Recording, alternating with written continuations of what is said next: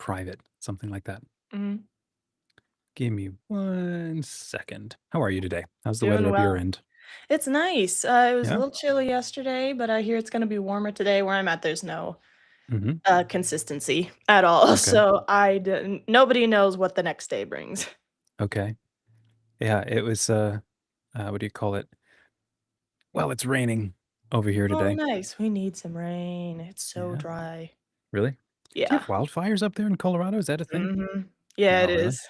Yeah, apparently a friend of mine, she just got a brush fire in her area, like, in a city. Oof. Really? Mhm. Wow. Like how okay, wow.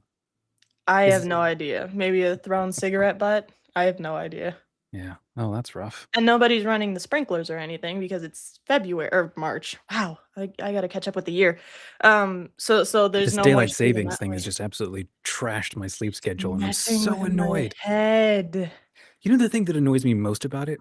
It's What? that it's basically a game that we all agree to that has no actual, like, reality in, like, the way that you actually live in the Yeah, moment when you're sitting in exactly. a chair. Daylight savings, it's like, "Oh, yeah, we're all just going to agree to something completely fake." Mhm.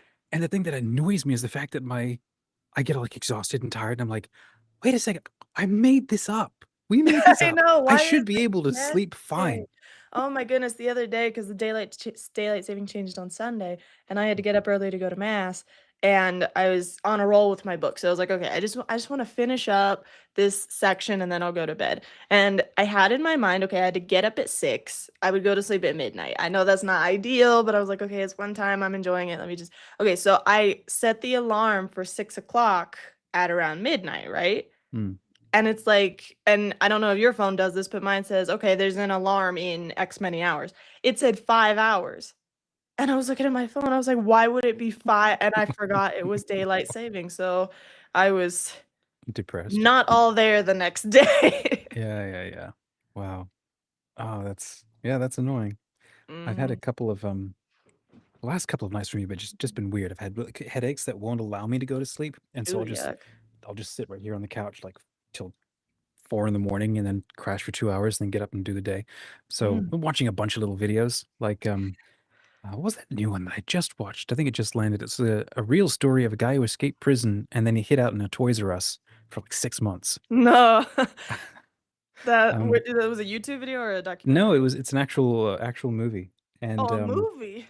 yeah, it was on MGM, Plus. So, That's fun. I was expecting it to be funnier, than it was, and it was actually more heartfelt. Oh, really? Um, but apparently, it's a real guy. He tried to escape 2 more times after they recaught him, and then just decided, "That's it. I'm supposed to be here. Imma stay in prison, learn my lesson." Something He's like like, that. "I did my But, part." yeah, anyway, so there you go. I'm slowly getting my sleep schedule back on track. So today, we've got you for maybe a half hour or so Mhm. until 10:30, I think you said? Yeah. I Alrighty. can I So can stay a little bit longer since we got a late start. well, that's nice of you. Um, I think my first guest canceled, so I've got a batch of empty time between them and the guest that follows. So I'll Oh, nice. probably go back and re-record what didn't work on the previous Yeah. live stream. I was basically going through the adventurer sheets that I Oh, yeah. created.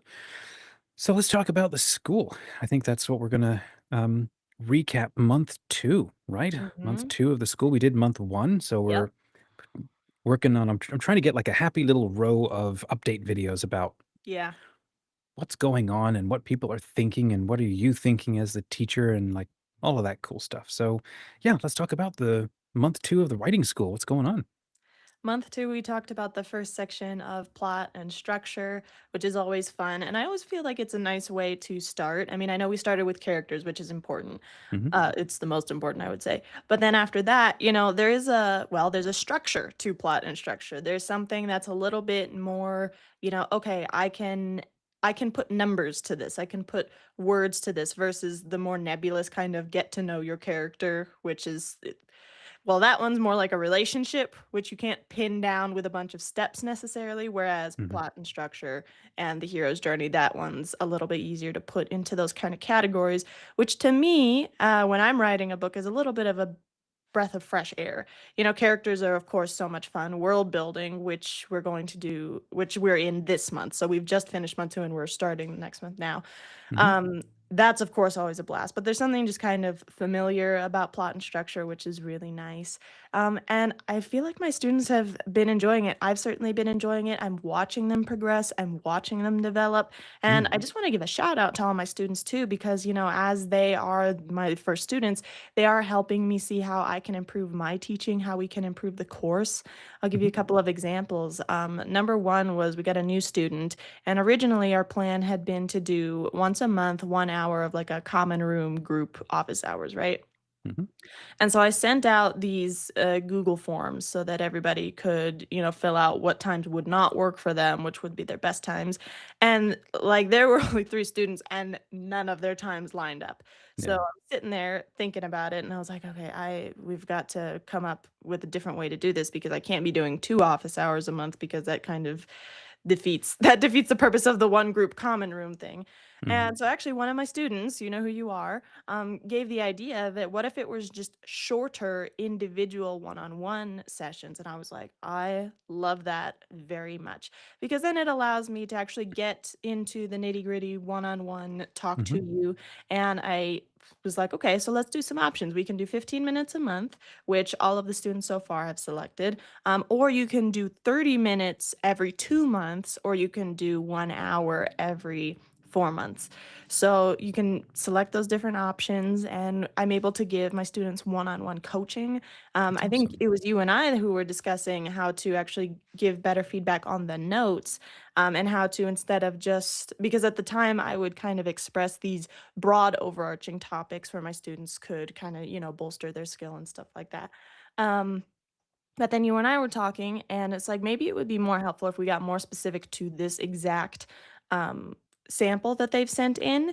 And since it's not a full developmental edit, I can't necessarily name everything that I would, recommend that they shift around or recommend that they, this could use a little bit more attention.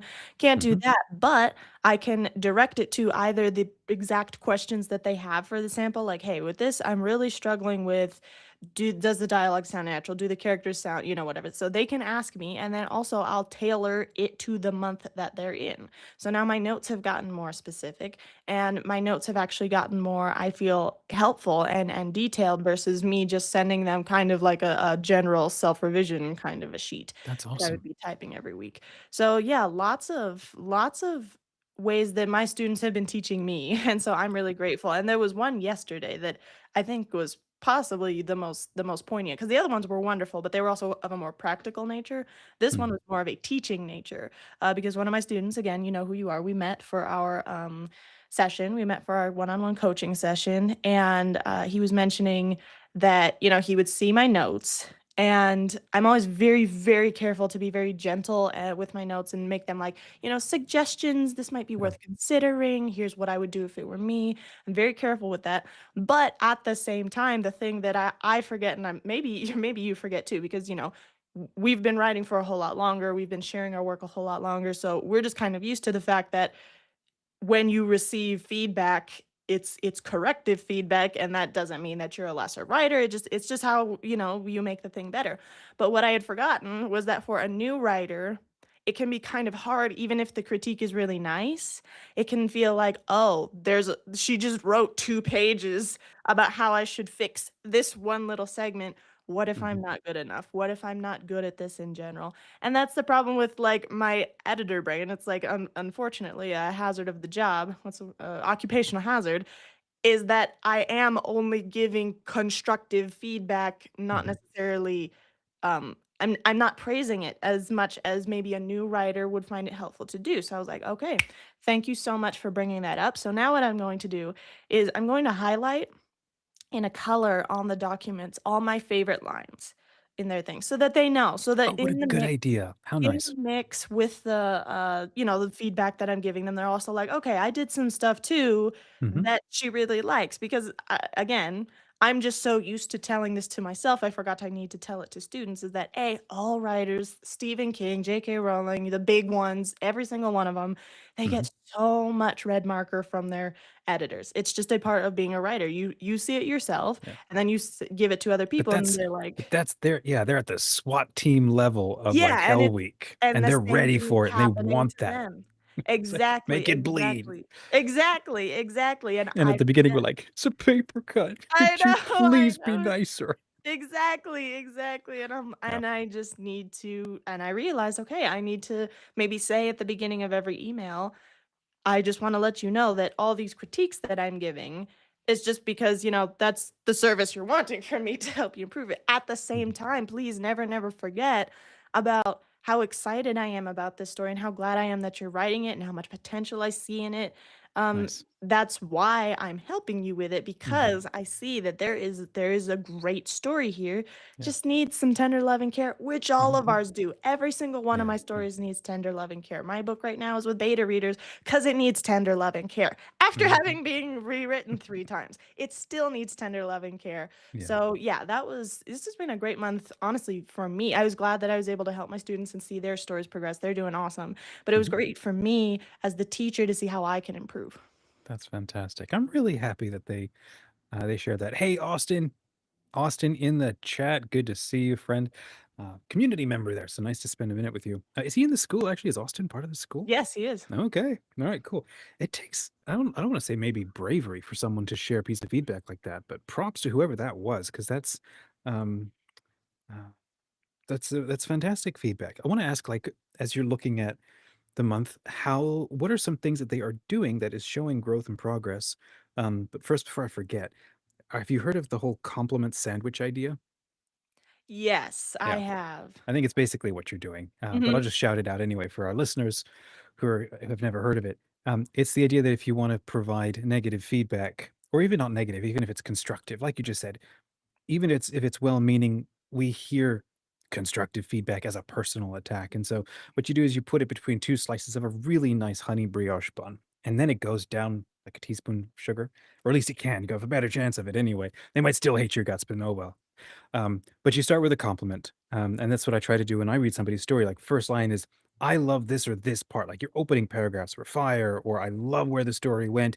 And then here's two ideas that would help make the story stronger. And I need to see if it still keeps working, but it makes sense to me to try to create the feeling like I'm standing alongside you as an author, looking at your project. I'm not wagging my finger at you as a human, as a person. Exactly. We're here for a specific goal of making the story stronger. So start with a compliment, and then here's a bit of constructive feedback, and then close it out with here's another again. Keep going. It's like amazing. That compared to someone like Gordon Ramsay, right? I just watched his latest Being Gordon Ramsay series that landed on Netflix, and my wife and I watched that, and it's just amazing. He's starting the most ambitious task of his career, and it's the craziest thing to start a restaurant a mile high in the sky at the top of the biggest building in Britain, and not actually a mile, 800 feet or yards, whatever it is. And it's absolutely crushing in a brutal situation. And he does what Gordon Ramsay does. And he walks in, it's four-letter words every other word, and and everybody I don't know if they want it, but they are grateful to sort of get it, or at least they act like they do, because at that point, this is the SWAT team of performance, and you Mhm. don't want the fluffy brioche bun ensuring that you feel okay to maintain this relationship. It's like, no, you're fighting to be at that table so he can yell at you to make you a better person. Sir, yes, sir. Very military sort of stuff. So it's a completely different level of the game versus when we're still trying to encourage like a little shoot Yeah. to keep growing, like, come on, come on, come on, keep Yeah. growing, like get the little leaves out, So it's being kind. Uh, and it's a pretty cardinal rule to our legend fiction community. We start with kindness. We've got to start with kindness because we're all still just beginning. Got to be careful when we're just beginning. Um, so what are some things that you're seeing some of the students do like this month maybe versus last month? Like if people are just like sending in stuff and not making any progress at all, well then it creates a question like, they're not learning the lessons or something. They're just having fun watching YouTube videos and not actually internalizing the progress. So what's something that you're proud of as you're looking at these students that they're actually, well, it kind of proves the school works basically. For one, I'm seeing their character work improve greatly. They've taken the first chunk, the first month, and I'm hearing about their characters, which I don't because there's small segments, I kind of have to see the characters in segments, so it can be a little bit harder for me to like gauge the overall.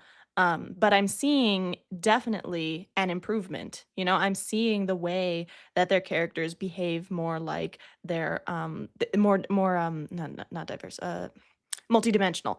They're Mhm. behaving more multidimensional. There's a little bit more nuance. It's coming out in more subtle ways. You know, it's not stated explicitly. It's coming out in their behavior and their actions. And I see them asking a lot of questions, which is really exciting. There was one student who has a very two-faced character, Mhm. and the two-faced character obviously wants one thing, but he's expressing another thing.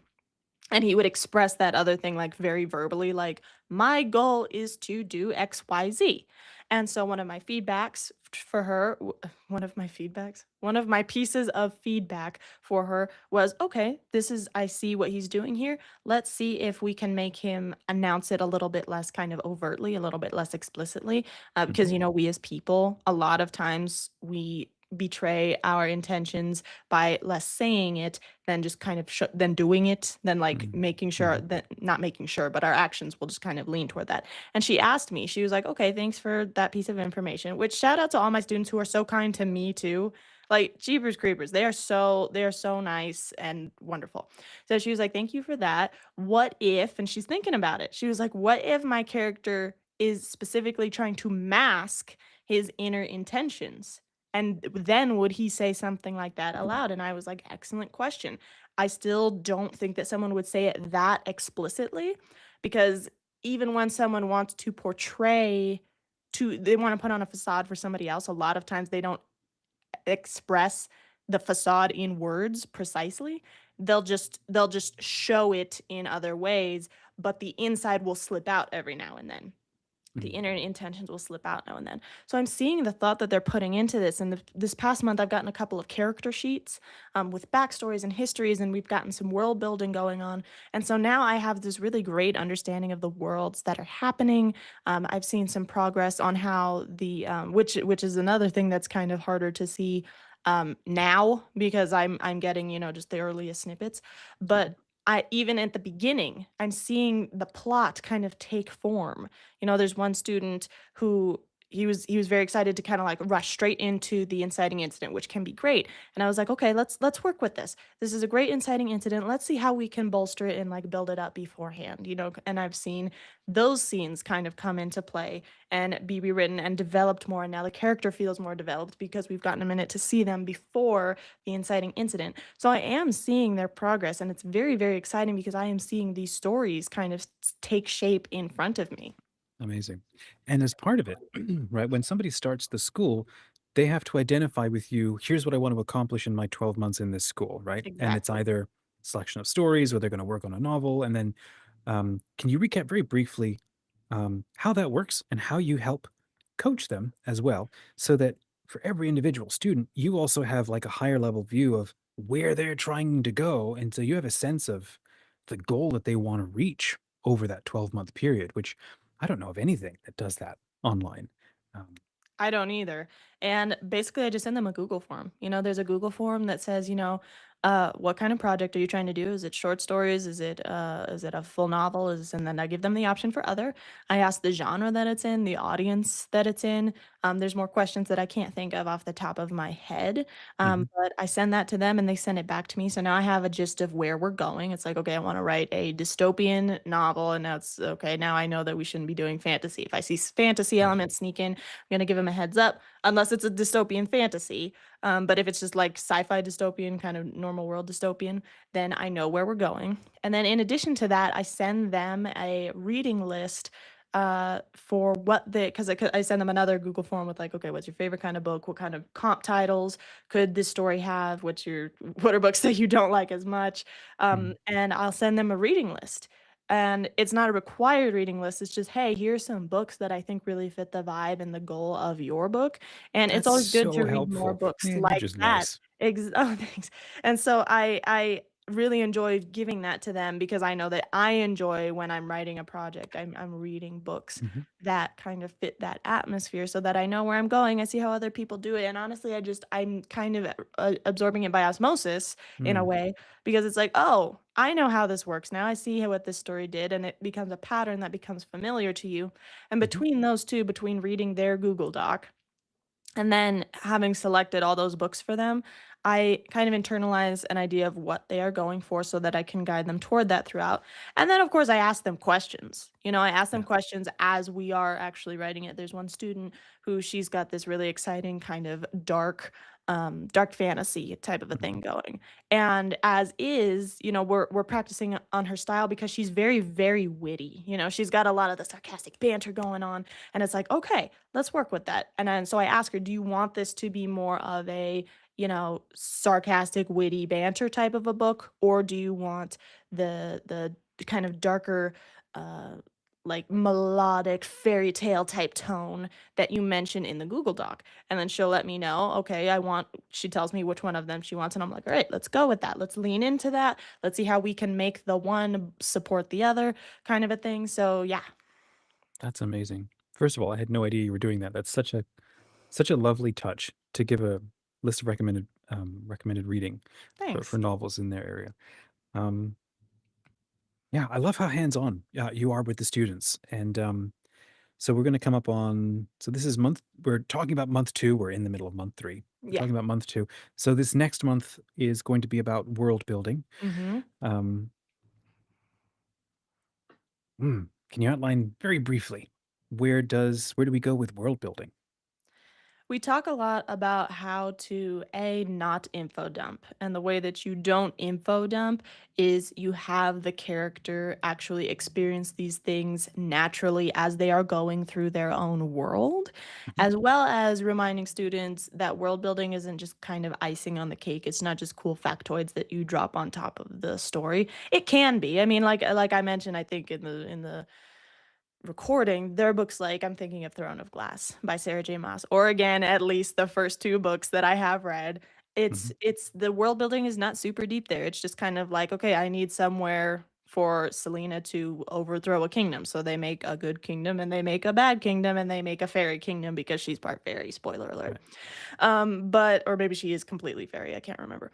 But so it can work. Of course there can be situations where you choose as the author, I don't really want to the story that I'm trying to tell is mostly just about a character doing things. Doesn't really matter where it happens. But as I say in the story, it will never harm you. It will never harm your story to have a better understanding of Mhm, what makes this world unique, what makes this world different from yours, mhm, and how to determine how that uniqueness, how that differentiation would make the happenings of daily life mhm, different. We talk a mhm, lot about geography, we talk about the belief system. There's so much that goes into it that either you can choose to write entire encyclopedias about and then pick and choose little bits that will appear in the story as the character is paying attention to them because of who they are and their own life, mhm, or you can just think about it a little bit. You can just be like, huh, all right, I wonder what would happen here. And then you have one new idea that comes, which is a little bit more what I do.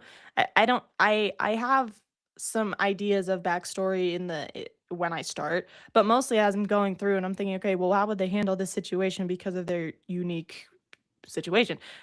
How would this look different? And then I mhm, think of it while I'm there. And then there's another piece of world building that I've slipped in one sentence without info dumping, and then I can mhm. move on. Yeah, yeah, yeah. Well, that's awesome. That's going to be fun. Yeah, you and I've just finished recording, I think, all of the lessons for Mhm. that month. So that's been really fun Yep. to go through. So, friends, if you haven't yet, you can go to legendfiction.com and you'll see the option for the Creative Writing School. If it's not there in the menu, check the drop down. But it is right there. You can have a look and you can ask questions about it at any time, and then you can come and join us because you absolutely should come and join us. And Gabby as the teacher. Alrighty, that's going to be the end of that little segment. I'll clip that out. We can then have that. Um, Austin, have fun at work Thank you and so have a much. good one. It was good to hang out with you. You too. Good to talk to you too. Alrighty, friends. Now that my microphone is back working, I was doing a live stream earlier and had to reboot it because my microphone was not working. So I think I've got about a half hour until one of my guests drops in. I'm going to go double check. It's going to be Jacob. Jacob is joining at 11:40 to 12. So my goodness, that's almost an hour from now. Okay, so we're going to have some fun. So the main topic for today, let's get into that. And then I want to walk you through this special project. This is something that I've been working on, and it's available right now inside the community, and I'm going to publish it on the blog and sort of share it. So with you, I'll record a short video about what that is. So I'm going to leave that there to just annoy you. Today we want to chat a little bit about the title of the live stream, which is "What do you do when motivation fades?" Because it does for all of us, and it's a topic that we've keep coming back to over the last couple of live streams, because it's one that I think matters a lot. I think we rely way too much on motivation, on feeling inspired, on trying to. I'm gonna put it off until I've got the energy to get stuff done. If that sounds like you, go ahead and say hi in the chat. Let me know. Let me know what you think. How are you struggling with motivation? Um, uh, Yeah. Okay. So if you're like me, I struggle with it all the time and I run a community. I think every author does. And it's almost always because we're expecting the energy to get something done to come from the wrong place. We're expecting that if I really loved this project, I would show up and get it done. Well, for those of us who are married out there, what does that sound like? If you really loved me, you would know exactly what to do. It's like, well, not always. It's not always how it works. Um, Sometimes it's a matter of showing up when you feel nothing. You've got nothing, and you don't exactly know what comes next. In 10 years down the line, 3 years down the line, I might not know where the end of my novel will go, or I might not know the entirety of what I'm getting myself into. And sometimes you take a one look at that sort of thing. It's related a bit to imposter syndrome, right? Which is another video that we did. Um, Check it out. Maybe it's helpful to you. Um, but we face an impossible seeming task or something that we know that we want. It's on the other side of a canyon, and we don't know how we're going to get across there. And then what happens is a little part of us goes, "Yeah, you're not making it across that canyon. There's no way you're going to pole vault across that thing. You don't even have a motorbike, and you're certainly not climbing down there because whatever danger there's piranhas, right? You're not getting across." Whoops. And so there's a little part of you that goes, yeah, so let's just take all that motivation, we'll pull the plug on that, drain it out, so that you don't do something that might harm you, right? That's basically how we go through most of our life. So if you're sitting around waiting for motivation, and then you have a bad night of sleep, and then I don't know, your boss calls you right as you're about ready to get into something, and then all of your energy just gets like fire hosed into something else. You then have no time, you have no attention, you have no anything, you have no motivation. What is motivation, right? What do we think motivation is? Sometimes, if we don't put any attention about like literally thinking through what is it that we're talking about, right? How do we define motivation? I'm curious. What do you think? Drop it in the comments. How would you define motivation? What's a good definition of it? Short of Googling it, it seems like it would be um, the energy to believe that you can get through something and then to actually go and do something. The energy to initiate based on the fact that you believe you can get something done. I think that works. I'm curious if you'd have a better definition. If you do, shout it out. So let me know in the comments. So if you have the belief and the energy to get something done, and what happens when you come to sit down and you look at that blank document, motivation is gone. Well, what happened? It was like your belief disappeared, and the motivation, the energy to get something done, it disappears. So you can't always count on that because sometimes you wake up with a headache. Sometimes you wake up with you've got a phone call later in the day, or you've got a specific bill to pay, and it just takes away. You've got sort of you feel like this may or may not be true, but you feel like you got finite reserves of energy, and if you're not putting it towards the things that you believe in, sometimes you feel like a failure. And sometimes things come and they steal that energy straight away, straight out of you. Someone, family member or a friend comes over to visit, right? Or the bed breaks halfway through the night. Like I used to be in a boarding school in France, and the bed that I slept in, half of the springs didn't work on one side, and so the bed would like fold like this. Now it was fantastic because it was like being inside a massive taco. And during a French winter, that was amazing. It was incredibly difficult to get out of bed because it was very, very warm. But sometimes it just, that might happen and it just, ruins your day and then you can't show up again. Um, Victor has a good comment here. I'm gonna screen share that one from Victor. Hi, Victor. Good to see you. So he says, in terms of motivation, another aspect of it is that there's some sort of reward or success metric that goes along with it. I think that's actually a really good point. If you never celebrate your wins, and I am awful at this, if you never celebrate your wins, um, sometimes you don't create this sort of helpful pathways in your brain, right? The right neurons, right? If you want to associate good job with, the good effort and the right, that's like when you're a kid, um, and someone tells you, "Hey, you did a good job with that," or, "I like how you handled that," or "That's a very creative process," or "Look at how you, solved that problem. Go you. You know what? We're getting ice cream because you did that." Or, "You washed the dishes all week. I'm really proud of that. Here, extra free time to do whatever." And so you build the reward pathways. Well, when you then show up to do your own writing, excuse me, you're now showing up with nobody else to give you rewards. In fact, you might be showing up with a bunch of sort of ghostly future figures like editors writing you back a no note.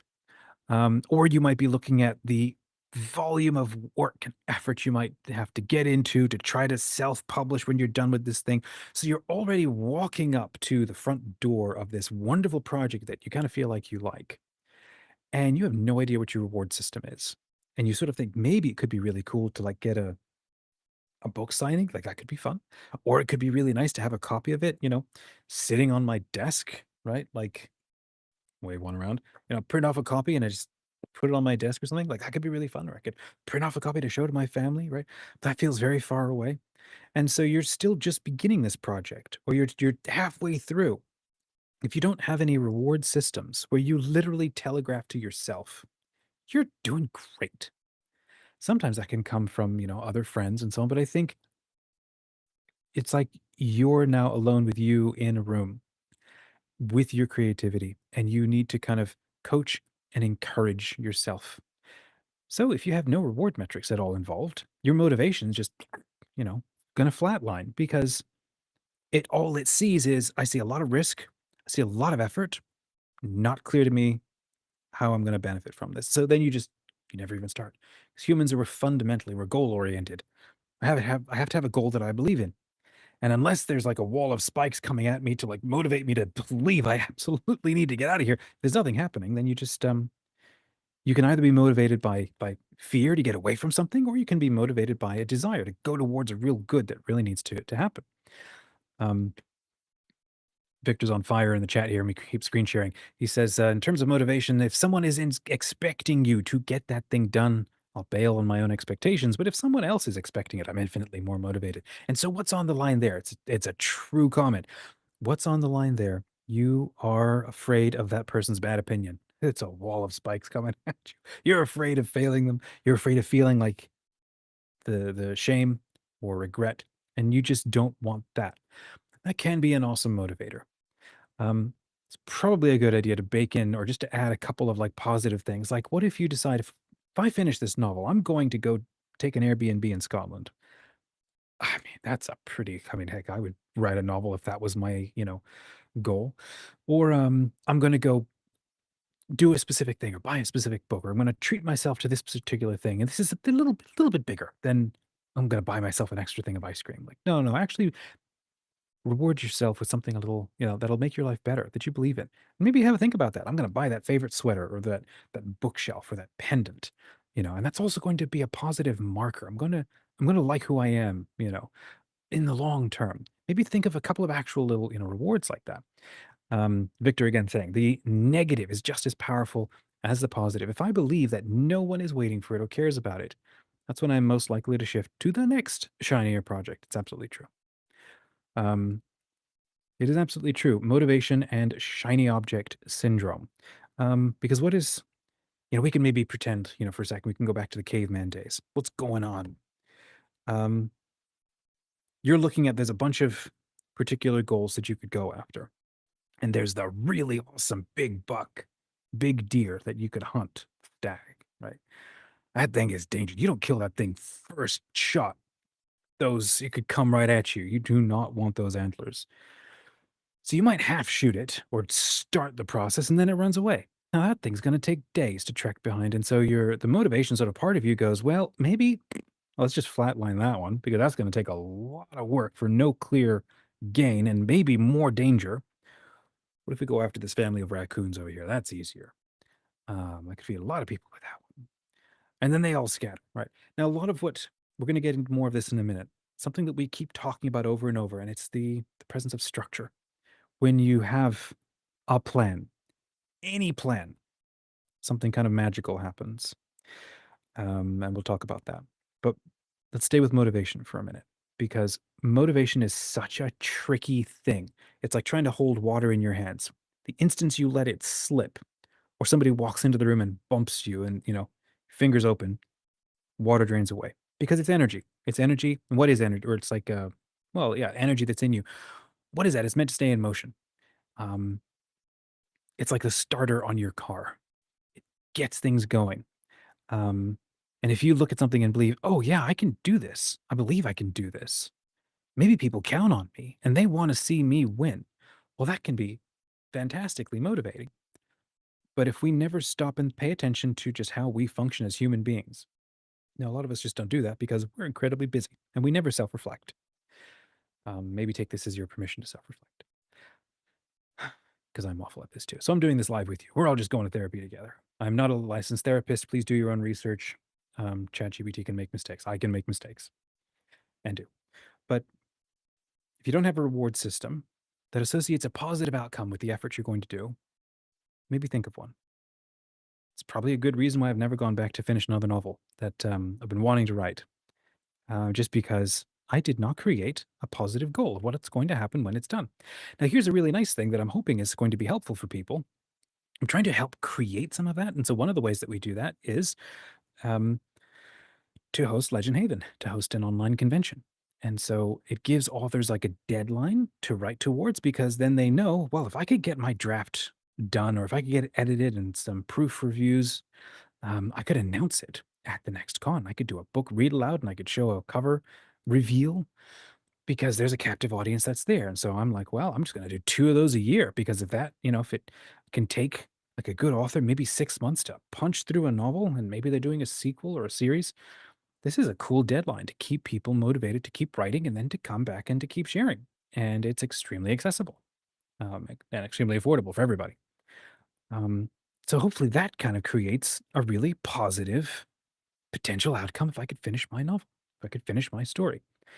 I won't lie, I'm absolutely thinking about that myself. If I can finish a novel, hey, I'm just going to launch it at my own con at some point in the future. I'll start, I think that'd be kind of fun as opposed to, well, I'm going to write a novel and I don't know what's going to happen when it's done. And um, this is partly um, Victor's saying it. He's true. Like if somebody is expecting you to get something done, there's a difference between putting a tweet out or posting on Substack like, "Hey, I'm writing this cool new project," and then everybody comes and tells you, "Good man, good person, that's amazing, good for you, so exciting, I can't wait to read it." And then you're like, and you get that satisfaction, you get that high, and then well, you basically got what you came for, and then you don't actually need to write the novel. You just got all the positive attention from people, and then all of we comes time to do the actual hard work, the motivation's gone. Well, that's sad because you also know that if you were to get to the other end, they would love it even more. But you got that initial sort of, I'm nervous, I'm scared, I'm going to announce the idea and share it to the world. I'm going to use this to stay accountable, and then you do it, and then everybody sort of, well, maybe it's crickets and nobody pays attention, or they do praise you, your family members praise you or something. And then you show up tomorrow. Okay, I'm gonna ride this tomorrow, and then you come back a cycle later, and it's gone. And you just don't do it. Like, oh well, I'll just do it tomorrow. I'll do it tomorrow. I'll do it the next day. It's exactly how I operate. It's terrible. So then I think, well, maybe I need to go the other way. Maybe I need to tell nobody. Maybe I need to store up that expectation, that energy inside me. And that could be a better way to go, especially if you tend to announce things a lot and then just ride the high of people's praise and then do nothing. If you're that kind of person, it's probably good to say nothing and just focus on actually doing it or finding a way to start making progress. And that only happens if you have systems. We'll talk about that in a minute. Um, but more to what Victor is kind of saying here in the chat is accountability partner. Now that's totally different. An accountability partner is like it's like a lifesaver buddy. It's like a coaching buddy. It's somebody where you go, I've got this goal, and if they're a good accountability or coaching buddy, they might be like, that's awesome. Okay, a couple of key questions. When do you want to have it done? Oh, maybe in 12 months. Okay, that's cool. Cool. 12 months. So then we can work backwards from that. Maybe one question might be, Victor, you're getting PTSD. I'm sorry. Have another fresh cup of coffee. Stay with me. Tell me what you think. Keep telling me what you think. I'm just literally walking through what goes through my brain. Okay, so let's say you got 12 months, and you can work backwards from there. So maybe one thought could be, in 12 months, what is one really cool thing you can do to mark? Right? Let's say you're still an indie author, right? You're just beginning, and you're going to go through something tough. It's going to be a challenge for the next 12 months. Okay, could be 2 years, could be 6 months, could be three months. 3 months, I'm going to write 3,000 words a day, 90,000 word novel. Boom, done. That, I mean, for me right there, that would be such a high to be able to finish something in 3 months. I want to do that. I'm trying to carve out free time in my life so I can do something like that. And it wouldn't be that hard to do, right? But anyhow, what is a reward? One reward might be, I'm going to launch my novel at Legend Haven. Well, that's awesome. There's a great chance of really cool people noticing it, of my book being associated with a cool thing, you know? Um, if you're an indie fiction author, you don't have you're not able to like make an announcement and like 10,000 people are on your email list. So there's not that sort of high that you can look forward to. Now, there's a couple of other things you could do. You might go, I'm going to take a week off. I'm going to go to some cool location. I'm going to go to an Airbnb up in Maine, maybe. I'm going to go to Colorado, and I'm gonna go to this Ren fair. I'm gonna have some really fun, exciting experience. Okay, now you got something to look forward to. Okay, we got a deadline, and we got something to look forward to. And then you start working backwards. If that's the case, then got a target word count maybe for this novel. Um, how much time do you plan to research? When can you actually start writing? So this is an accountability buddy who's going to straight up ask you, what do you need to do and what are you going to do if this is an actual goal? What you don't need is someone to basically um, praise you and blow smoke up you and go, that sounds amazing. I'm so proud of you. You're fantastic. And okay, that's really nice. And that sort of makes the inner child in us really happy because maybe we want to hear that. But it's not actually, helpful because it is a big job. It is a big deal to go and write something. And it can be really tough. For example, if you're serializing it publicly, like I think Victor, you might be doing that. It's a couple of people I know, like Father Roderick sort of does this. I chat with him a lot. A couple of other people who are coming to the Legend Haven Con are doing this sort of thing where they are serializing their fiction. And that can be tough if you don't have a big audience and you might feel like you're just posting, posting, posting. Nobody notices. Like I'll share my stories on my blog and my blog is still too small. I still need to keep building it. Nobody seems to notice. And so I can't take that personally. Fat chance. I take everything personally. But I gotta learn not to. How do you do that? Well, you got to stay focused on the bigger goal. What is it you're trying to accomplish? Keep working towards that. So if you've got a bigger goal, there's some sort of reward associated with that goal. We're just playing, basic, maybe it's basic psych 101, not a classified licensed therapist. So just go with it. Um, associate a positive goal and an outcome and then build a plan. And then maybe sleep on it for a week and then come back and look at it. Do I still believe that I can do this? And then you might start getting the little scintillating burst of excitement like, this is actually doable. This is one thing I love about the writing school, which is why we just had Gabby talk about the creative writing school on the live stream right before this section, where when you come to the writing school, our goal is to teach you the mechanics, the formulas, the patterns of what actually works so that you can write a better blockbuster. Because if you're reading the latest blockbusters, a lot of them are awful. You sort of wonder, how do these things get through anything? They're terrible. And there's indie authors out there who are just, you know, winning. They're just winning because they're so good and they deserve a lot more people to pay attention to them. So, path to blockbuster might be shorter than you anticipate. If you can just simply learn the mechanics of what is required, it's like learning to ride a bike. You can't do interpretive dance on a bicycle. You have to actually learn to ride the bike so that you can then do interpretive dance when you're going off a ramp, like those awesome motocross sort of things. I don't follow enough sports to know how that works, so maybe you do. Um, lost my train of thought where I was going. I got too hung up on my metaphors. Oh, the school. So it's about teaching you the plan. And then this is where we're sort of getting into the systems of things. If you're just relying on the energy to carry you through and you don't have a plan, it will always fail. If you're following a plan and it's just, you're just grinding at it, you might want to check in with yourself. You might need to take a break. You might need to be kind to yourself. You might need to maybe find a friend to start getting them to help you, to motivate you. You can also get motivation from other people who take interest and who praise and support and want to see your outcome. Excuse me. The best kind of friend, though, is going to help you stay accountable. Now, they might not actually be, holding a gun to your head. they might not have that ability and you might not give that to them. But just the mere fact you got somebody else who is sharing a little bit of attention once a week, once a day, to just check in. How's it going? Victor's absolutely right. Just having somebody who is expecting you to keep going, that can help because then you also feel like you owe it to that person because you ask them for a bit of help. It's so easy to outthink yourself. So what we do with the writing school is you show up and you tell Gabby, for example, she's the teacher. Here's my plan. In 12 months, I want to write a collection of short stories. And that means basically one short story a month. Or you're like, I've got this novel idea and I want to write it in 12 months. And then Gabby will be like, okay, here's how it works.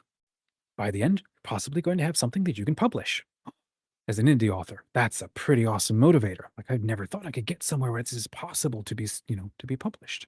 Not a guarantee, but you'll be done with something. And that's like a mile marker you've never achieved before. And now we're going to work backwards.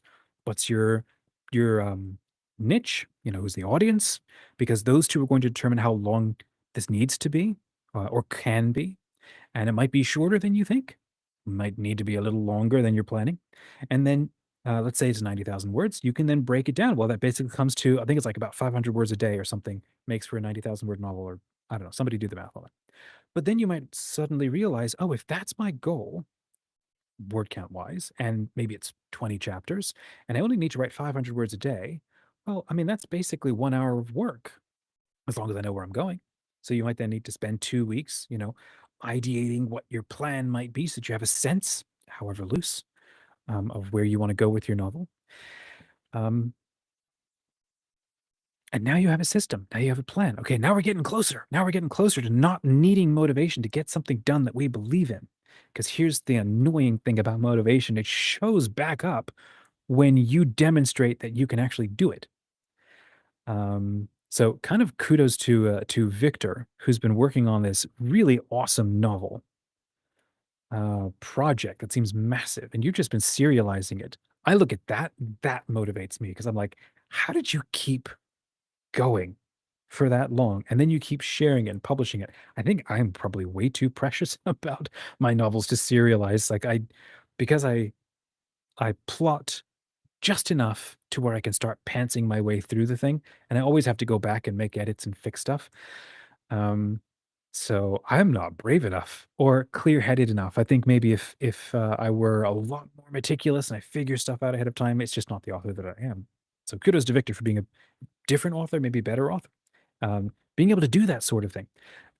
I suspect, Victor, that you've got a level of motivation that shows up because you've got a plan, and then you need a system to build that plan. This is one of the reasons why we have the legend fiction community at all and the stuff that's in it. And I'll go through some of that in a minute. But what does the community do is it creates a system and a plan for how you get your dream goal done. Because if you put no attention on it at all, it can almost feel impossible because you just don't know where to begin. Couple of Okay, Victor's going off in the chat. This is awesome stuff. Okay, he says, chat, let me just share it on screen. Chat gets a lot of flack for being overly positive, but I think it's absolutely wonderful in helping me trick myself into believing that someone is interested in my story. There are some of us out there who have absolutely nobody who cares. So it can be helpful to have something, well, as you're saying, pretend. I would like to recommend, though, storytelling is such a personal thing that, have chat in your back pocket as a tool. But I'd recommend find a friend or join a community. There's a bunch of them that are out there online. Um, See if you can find someone who's real, genuinely interested, because you've obviously got a real story. I read the first couple of chapters. I thought that thing was going to be so much fun. And then so again, Victor's going off. This is good stuff. Having somebody check in with you, it's just enough interest to get excited about writing every day. I love my writing group and they are, enthusiastic about it, but they aren't ever going to be fans of my work. And so that's also true too. You can't expect family or close friends to really ever show up and sacrifice time and effort and attention for your work because they're not the target audience. And what you don't really want is mercy reading. So you never intended to write for them anyway. You're writing for an actual audience who's out there, people who are like you, interested in the same sorts of things. So they're the people that ultimately you need to write for.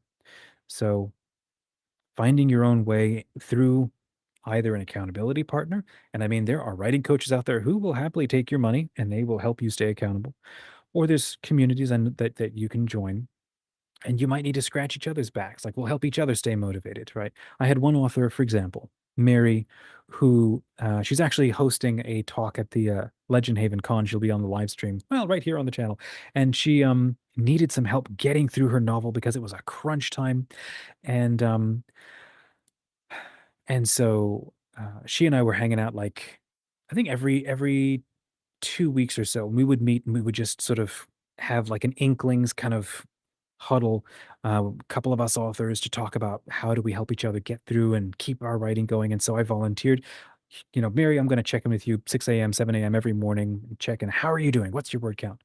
And that helped her. We did that for about maybe 2 months every day. Roll out of bed. Oh, Mary, how are you doing?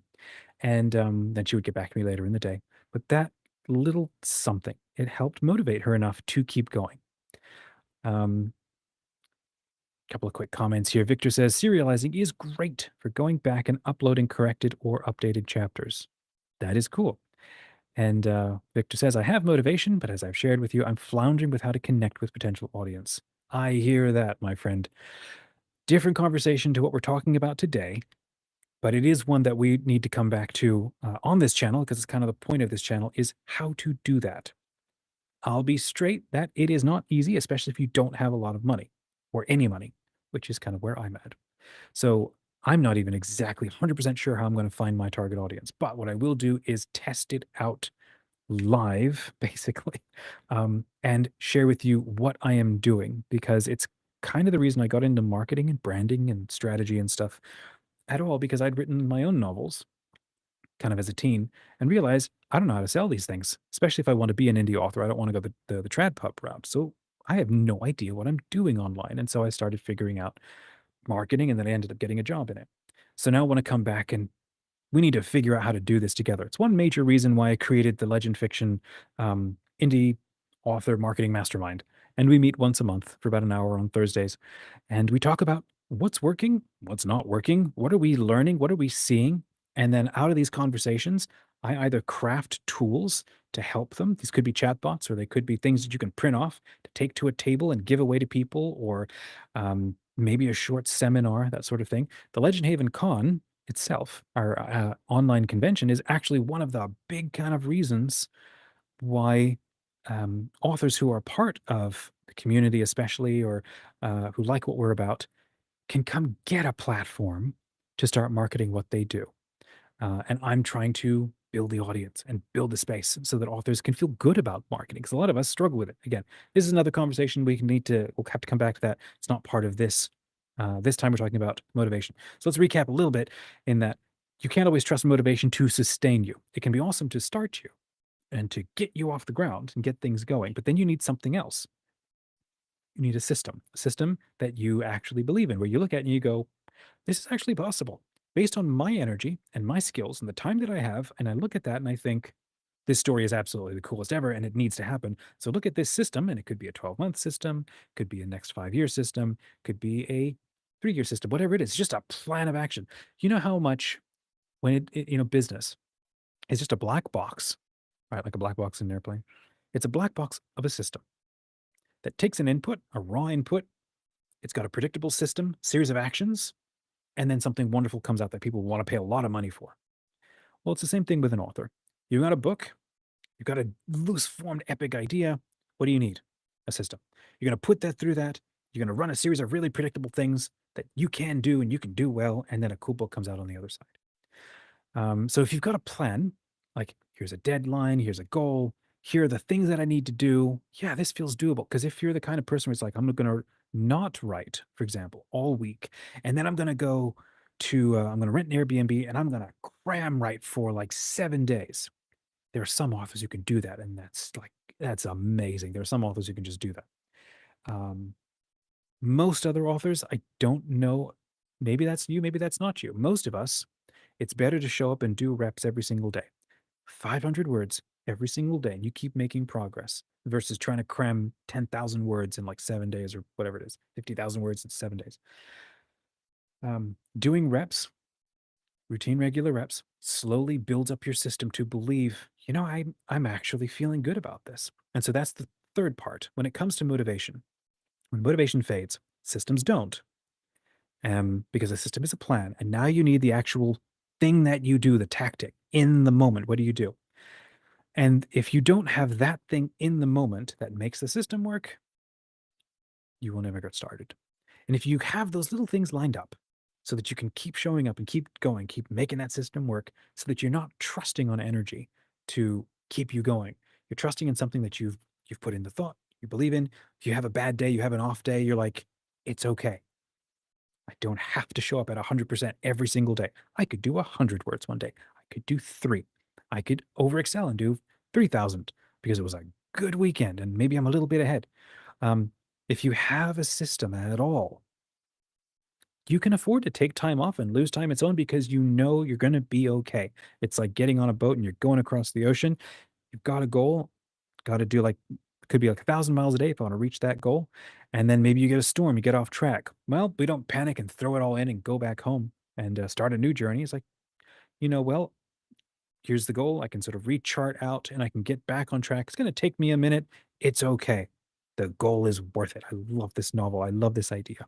So you need little rituals, little things that get you into the moment so that you can keep going. And that could be something like have a calm little environment that is probably beautiful, neat, and inspiring. So that when you go there, there's not stuff all over the desk. The room isn't sort of chaos around you. You might need to spring clean just so that you can get into this. So when you walk into this thing, your brain can go, I'm in a safe environment. I can relax and shut out everything and just focus on this thing. But if you've got like alarms going off and you've got piles of things all around you and it's sort of chaotic and messy and you don't feel inspired when you go into this room, you might want to take care of that first. Because you can still write, you can still do it. You can do it anywhere. People can write in coffee shops, they can write on the bus, and you can train yourself. But what I'm talking about, like, make life easier for yourself. You don't have to do it the hard way. You can do it the easy way. And if you can win the easy way, well, come on, just do that. So create a nice environment that you like to show up in. And it might be a special room at a library and you go there every day, or if you're in college, it's one special room you can go in there. It's important, I do think, to be able to feel like you can control your environment. It's got to be calm. You want to create positive associations, right? When I do this, good things happen. If every time you do something, negative things happen, over time, your body's like, and your psyche and your mind is like, well, I just don't want to keep doing this. It's not worth it. It's painful. I don't like the outcome. I don't like the feeling. I don't like the experience. Okay, you do want to create a good experience around this thing. Could be to maybe use a different laptop. Maybe don't use your work laptop. Maybe use a different phone, something like that. Create a specific good experience around the thing that you're trying to do. Create a specific, maybe have that document open. Like if you're sort of the writer first thing in the morning, maybe before you go to bed at night, you shut down everything on the computer and you open your Word document.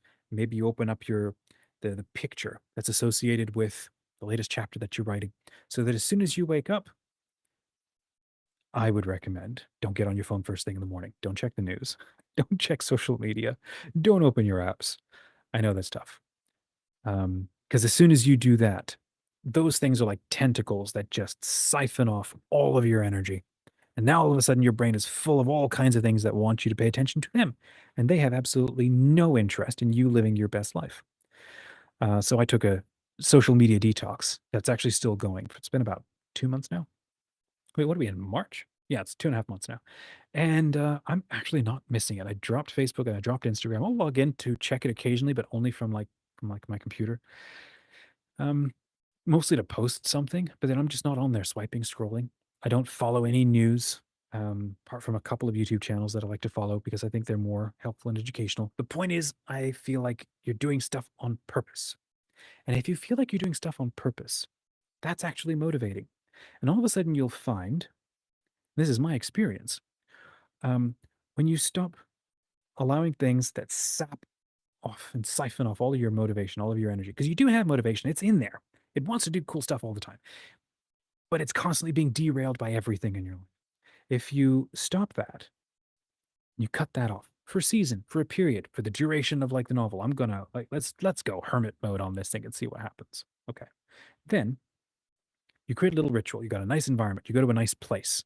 Maybe you buy yourself a beignet every time and a flat white, something nice. You're creating positive associations. You got your good music. Okay. If you can, and you've got an accountability buddy or some friend at the end of writing a draft, however rough it could be, maybe you're not this kind of person. That's fine. You ship that draft over to somebody, and they may not read it, every single time. You might agree, I'll send you my draft if you send me your draft. And that can also be actually helpful so that you don't obsess over the one project, but you're now also taking the same skills towards writing and you're helping somebody else. This is one of the reasons why I love in Catholicism, we have what's called the joyful mysteries. It's a series of 5 life moments that we think about. And I like the joyful mysteries for a specific reason. The first 3 are kind of like a cycle we go through constantly, which is um, there's a moment of inspiration and there's the call to adventure. And in that moment, you have no idea what you can do. And in fact, it's going to take 9 months before anything happens. And it's going to be tough for the next 9 months because the first joyful mystery is the moment the Archangel Gabriel appears to Mary and invites her to be the mother of God. And she agrees. And let's say maybe she has absolutely no idea. And she's how it's going to happen, what's in the future. But she's trusting it's going to happen well. Well, what's the very next one? She goes up to the hill country to help her cousin Elizabeth and helping her through her pregnancy. And then it's only after that we then get the nativity in Bethlehem. And then that's where she's delivered her child. And I think that those things, they play really well together. I've got a novel idea. I could sit in a bedroom for 9 months, 10 months or a year and write that thing out and talk to nobody. I'm not sure that's the best experience for authors. Now, maybe if you're Stephen King, you're now at a point where you get really paid well to just do that. That's a totally different game, totally different situation. Now you're playing the big leagues. That's SWAT level stuff or Army Ranger level, writers. For most of us down at the bottom, we're the indie authors. We're trying to get into this thing. Well, it's honestly, it's a hack for you to level up faster and to straight up get more motivation. Find somebody else trying to do the same thing as you, pair up with them. Uh, as they write stuff, they send it to you, you read it. As you do it, you're paying attention to their writing skills, what they do well, maybe so you can kind of copy it, or where they're doing poorly, so that you can give them some recommendations based on what you've learned. And then they're going to do the same thing to you. And you're literally going to be swapping motivation to keep going. I can't tell you how funny it is every time I'm in the legend fiction community and I see people writing and they are sharing, here's the latest draft of something I'm working on. And then I'll go and I'll read it. And then I will feel the little, like a little candle of inspiration will open up inside me and go, hey, I could do that too. There's just something, it's like an energy transfer. It's just funny how it works. So if you're trying to white knuckle it alone like a solo sport, I'd recommend include somebody else and go, I'm writing a novel. I need an accountability buddy. We'll read each other's work and quietly, sort of swap mutual supportive stuff to help us get through our goals.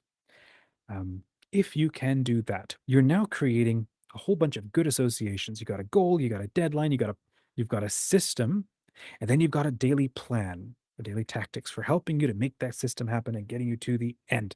And then you got a friend who also wants to do the same sort of thing. So you're going to keep each other honest and motivate each other and keep each other going. What do you think? Does any of this make sense to you? What did I miss? Please uh, jump into the comments in the chat. This is how I am making sense of it. There's a couple of videos that really put me onto this. Oh gosh, what's her name? I think it's Layla Hormozy. Over the turn of the year, she did a bunch of videos on motivation and they just kept showing up for me. And I was studying them and realizing I think I've been walking backwards into what she's saying. I want to now be intentional about this and start applying this or doing this in the legend fiction community. And so that's why what we have is we've tried to create these containers in the community to help you keep sort of doing this. So we've created big positive feel good deadlines like the Legend Haven convention so that when you finish writing your thing, you can come and talk about it and announce it and share it at the con. So you've got a deadline to work towards. And we've got 2 of those per year. If you miss one, you can do the next one, or you can do 2 if you're an absolute beast and you write 2 novels a year. So that's one. Publishing sort of deadlines. You can self-publish and you can announce it, or you can what is it when you share an idea before it's actually live?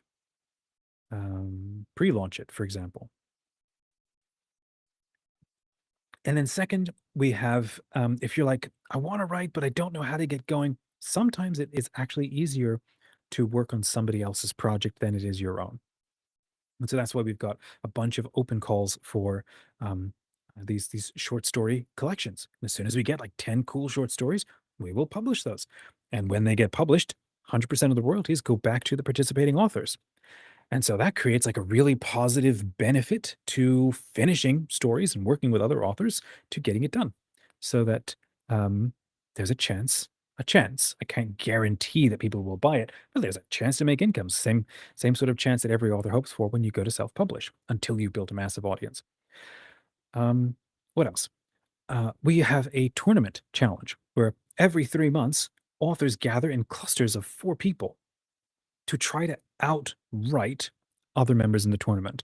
Now, not everybody is a word count warrior, but if that's you, you can start your own little team. You can create a cool name. You can invite a couple of other people in the community to hang out with you, and you can dissolve your team at any point and create a new one or something. And you check in with each other almost daily. What's your word count? How'd you do? And keep showing up. And again, it's not just now 2 people, it's a little team of 4. And then once a month, we go back to the tournament, hall space stadia. Maybe I should call it a stadia. Actually, that'd be pretty fun. And you share your word count. And then everybody can sort of see which team might be pulling into the lead. And at the end of that quarter, you get a badge. And you can get a season badge as well after 3 months. If you can hold that badge over every month, you get a season badge. And then the teams start again for the next quarter. And it's just a way to help people keep going. Now, not everybody wants the sort of tournament experience. And so you can pair off and start a little group chat with like 1 or 2 other people and just calmly sort of keep each other friendly, sort of, motivated. So what we're trying to do is make it easier for you to enjoy the process. And we've got this fantastic space in the community called Stories where you can share your stories. As you write them, you go over there and you tag the type of story that it is, and you post it in there. Some authors are serializing and they're posting their chapters in there. Um, it works really well when you read other people's stories, and don't just come in there and just post and then ghost. Don't do that. Um, if you demonstrate to other people that you're an awesome author, we have a very fun little thing where you can recognize people in the community for being amazing. And we've got like 4 or 5 little badges, and you can pick, oh, are they epic, or are they friendly, or are they welcoming, or are they fun, or whatever. And as you see cool people, or you see somebody doing something nice, basically, you can award them a little badge, and then they will see that. Because every day that you show up, you get like 20 points, and then you can put those points, you can spend those points basically towards recognizing other people for being cool or epic or amazing or so on. That it creates so much goodwill because people love, obviously, to be recognized for trying to be nice people. And so that's what we do as a community. We try to build each other up. Um, uh, and we've made an intentional choice from the beginning of this, which is kind of what Gabby and I were talking about earlier in this live stream, about creating an environment of kindness, because it can be very difficult when you're out on those public forums and you're sharing your stories, and then you get like 10 people and they're all like, well, look at you sucked at doing this, and then they savage you for rookie mistakes. But that's what we are. We're rookies, we're beginners, we're indie authors, we're trying to figure it out. We can't afford to pay a you know fantastic editor, or go to an amazing school and get a bachelor's in creative writing or whatever it was. We're doing this because it's fun and we want to learn, and we want to be motivated to do this. And so we decided from day one, we need a culture of kindness, and that's how it works. And if somebody really wants to ask for stronger critiques, then they can ask for it. But out the gate, we try to support each other. What are the things that you did well in your story? What we will need to keep doing is create positive associations, encourage people. Got a little another comment here from Victor. I think we authors subsist on breadcrumbs of interest or encouragement. It is true. It doesn't take much. Like one little drop can sing for like months. Whatever we can do to put a breadcrumb in front of us, it works. Like maybe the Legend Fiction community or chat or accountability buddy group.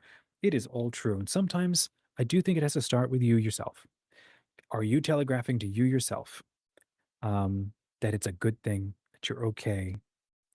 And this is where it gets into a little bit more of the sort of the psychology of this stuff, which is the whole inner child conversation that we have, right? The inner child is the interior version of you um, that was, I'm not sure how to describe this actually. Maybe you have a better way to talk about this.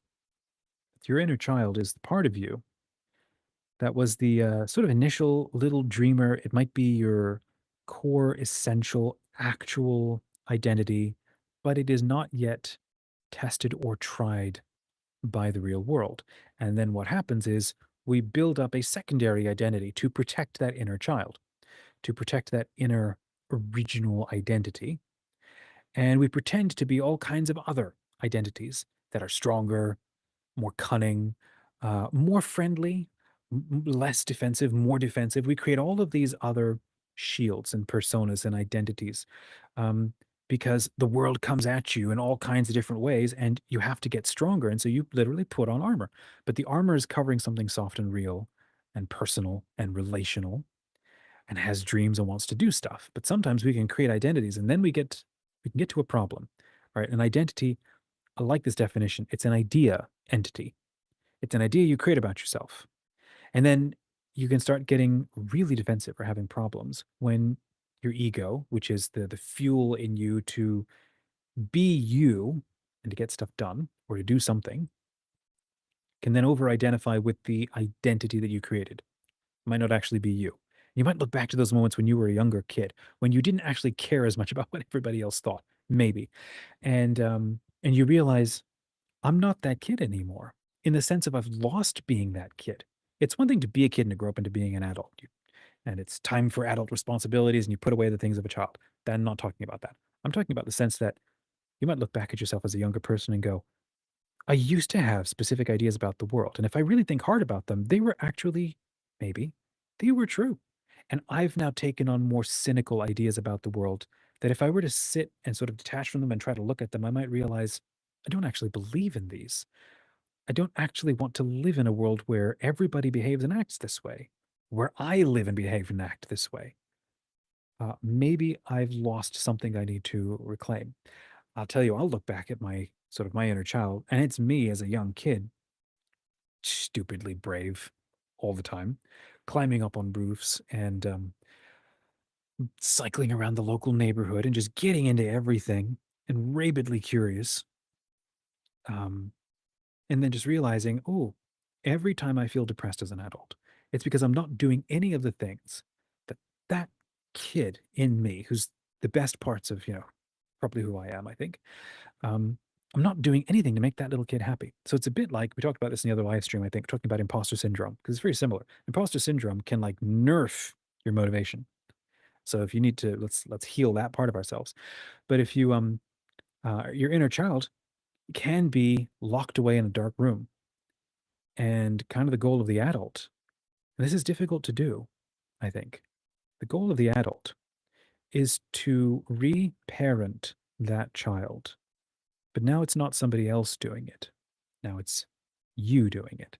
Now it's you kind of holding your own hand, that little internal part of you that's been hurt and scarred and wounded, whether intentionally or unintentionally by the other people in our life or by the decisions that we've made and the risk averseness that, we feel like we can never get into doing those things again or we can never meet with those people again.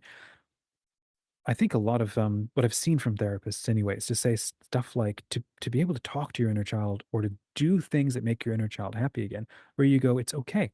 I've got us.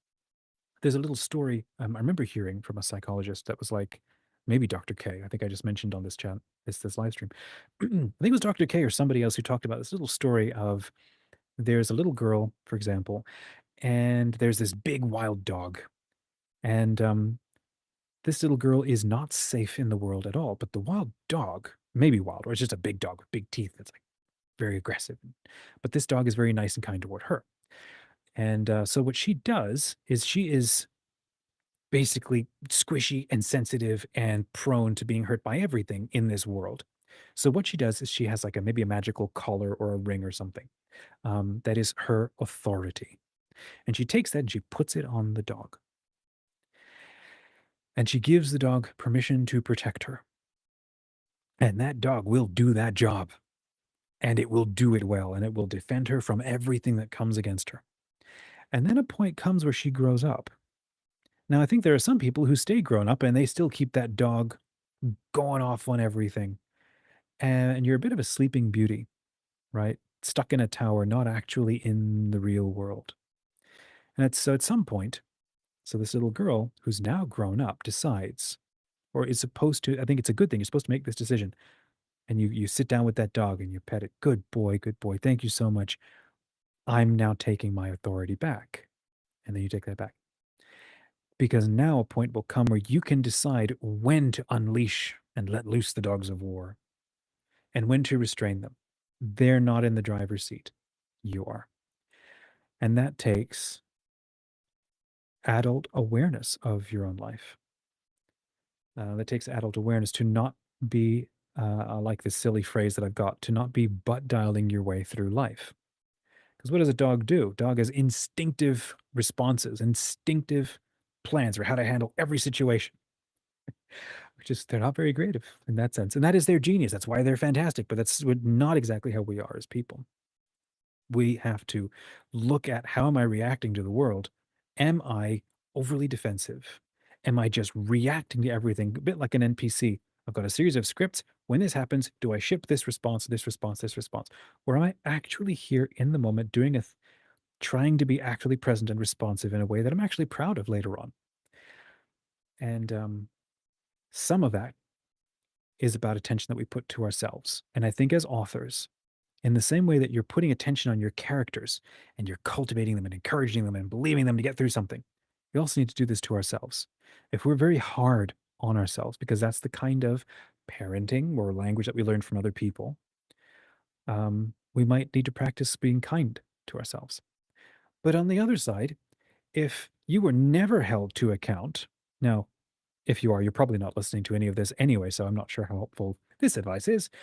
But if you were never held to account and you had helicopter parenting or something, and everything was always done for you, and now you're later in life and you're sort of floundering and you don't know why you can't seem to win at everything and everybody's always against you and whatever, you might actually need to learn a bit of the harsher sort of discipline of get your life in order, make your bed, find something you're good at, do that thing, and just pursue it. Learn to be a stronger, more disciplined and focused thing that you can count on and that other people can count on. Because if you flake every time it gets hard and you always have a good reason for it, you need to check in with yourself. Do I always have a good reason or am I running away? I hate those conversations with myself. There's specific things when it comes to business that I don't want to do, and I hate doing.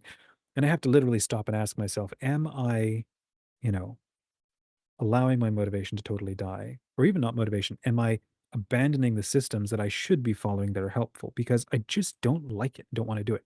There's a difference between um, being able to do something versus being called to do something. And it's good, I think, to focus on things that you're called to do. But just because you're capable of doing something doesn't mean you should do it. And just because you don't like it doesn't mean you shouldn't do it either. So you have to check in with yourself. Is it a good thing for me to do? Or is it better for me to focus on something else?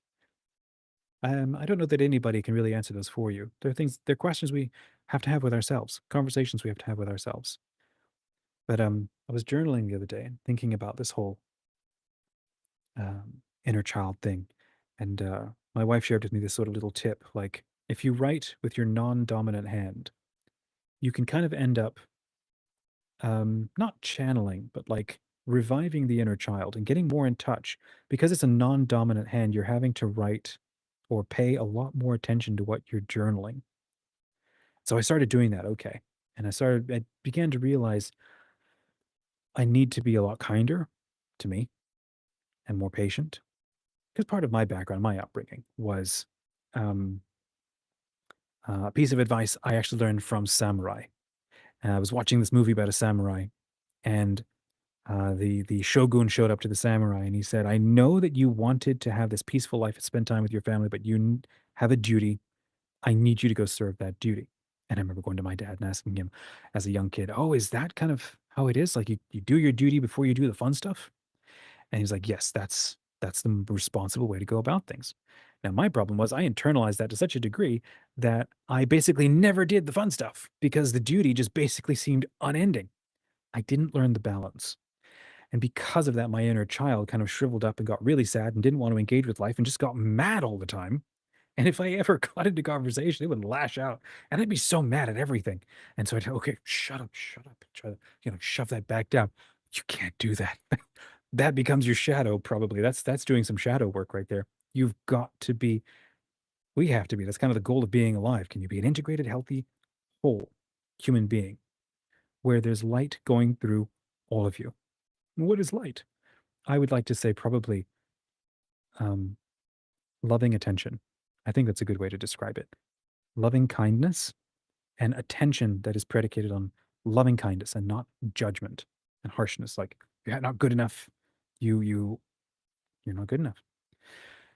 So that's a little bit of a detour, I think, on this topic of motivation. But certainly being kind to yourself, rewarding yourself. This is not. I don't think you can go overboard. I think it's good to be practical about it. Um, Especially if you have never done it. You've never been nice to yourself ever? Well, that's sad. I think it's a good thing to do. It's a little bit of a mental sort of practice. If you were somebody else, or think of like your best friend. If your best friend wanted to get up to something epic like writing a novel, what would you do to encourage that person? Would you be like, "Hey, you finish that thing. We're going on a cruise." Or would you show up with care packages? Or would you just sort of phone call once a week and go, "Hey, how's it going?" Because you know they've got something awesome in there and you want to be somebody who's supporting that. How would you treat a friend? Now, if you're always, negative and harsh and mean, you're probably not watching this conversation. You're probably not watching this live stream because we believe in friendliness stuff, right? Um, I believe it's important to be friendly. I think friendliness is a mark of a healthy person because people who are very self defensive or people who are threatened easily by the world, they're not friendly. I don't think they are. And you can manipulate and sort of weaponize friendliness. Cool comment here from Victor. I asked you not to give me more PTSD, and then you said, "But dialing through life." Well, hey, welcome to Thursday morning with me. Um, if you would be kind and nice to a friend, would you be kind and nice to yourself? And if you're not ever doing that, again, I'm only speaking out of literally what is my script in life. I've got to learn to be patient. I got to learn to be forgiving to literally me because I hold myself to such a high standard, and I assume that if I don't win at what I'm trying to do, I'm a failure because I've over prioritized duty to the point where it'll kill me. And I'm not in a sort of living situation where that is even appropriate. This is completely different if you're in the military, if you have lives counting on you, having the discipline to get up and see a mission through, completely different situation. If you're a family guy like me, you have a day job and you have work and you have a family, we're here to, I'm here, I can't speak for everybody. Makes sense to me anyway. I'm here to model, here's how to live well. And living well involves working hard, doing good work, trying to do good, and trying to create a good life and model that for other people. I love this one little piece of advice that I've heard, which is one sort of awakened person or one good person can have an impact on 70,000 people. I'm not sure exactly how true that is, but honestly, it kind of feels true because it's like lighting a candle in a dark room. There's no amount of darkness that can put out that candle. What does a candle do? But it radiates heat and warmth and light. It instantly creates a bit of clarity around directions. And sure, you get gradations of clarity further away you are from the candle, but maybe for some people that's all they need might be. And maybe you don't take credit for being that candle. Your goal is just to be a candle. How good a candle can you be? And let everybody else be what they can be or do what they can do. It's not up to us. Our job is to maybe be a candle. So maybe our job is, our vocation is, this is why we're here. We're passionate about writing. Maybe our job is just to write, focus on writing. And part of that is you are part of that process. You are not just a medium or just a channeler. Uh, this is something that is collaborating with, it's working with your creativity. So be kind to you. You're part of the experience too. Um, yeah, Victor, you're on the money here. Victor goes back to that praise J.R. Tolkien said about Lewis, that if not for Lewis's encouragement, Lord of the Rings would not have gotten finished. Yeah, one person was enough to keep Tolkien going. It doesn't have to be massive. So there we go. Man, I did not expect to spend a whole hour. I thought I was going to run out of time. And I didn't get back to the other things I wanted to talk about. Let me wrap up. Let's recap what we talked about motivation really quickly, and then see if I can jump over to screen share that other thing, because I said I was going to, and I want to get a little video recording on it. So for motivation will fade. We've talked about imposter syndrome on the channel. If you struggle with that, with imposter syndrome, maybe go watch that video. Tell me if that's helpful. For motivation, you just cannot count on it to carry you through. So what do you do? Because we've experienced this. If you look back over the last 5 years of your life and you think of how many times were you motivated to keep going through something, maybe what you're doing was so amazing that you Red Bulled it for about a month and then it flatlined. So what do you do to stop that from happening?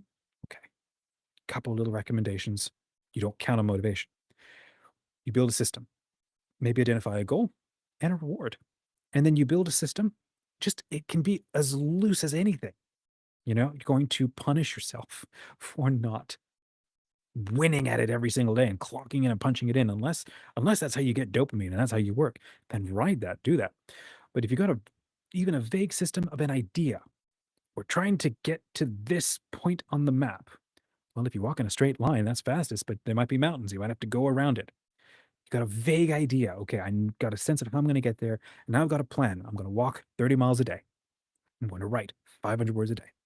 And I'm going to run. That is a believable play. That is a believable set of actions. And I can do that every single day. And if I do that, I will reach my goal. If you've never put that level of attention or thinking into what you're doing, you might find after like a week, you're feeling good. You might find that if you drop a week, you get back into it really quickly. And then motivation keeps coming back, because motivation is a great starter, but it can be a reward, and it'll keep showing up. Every time you keep accomplishing stuff, then motivation shows up.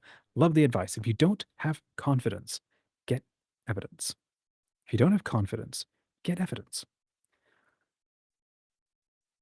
All of this, and then if you can find an accountability, somebody to sort of coach you or keep you going through that, that's always really helpful.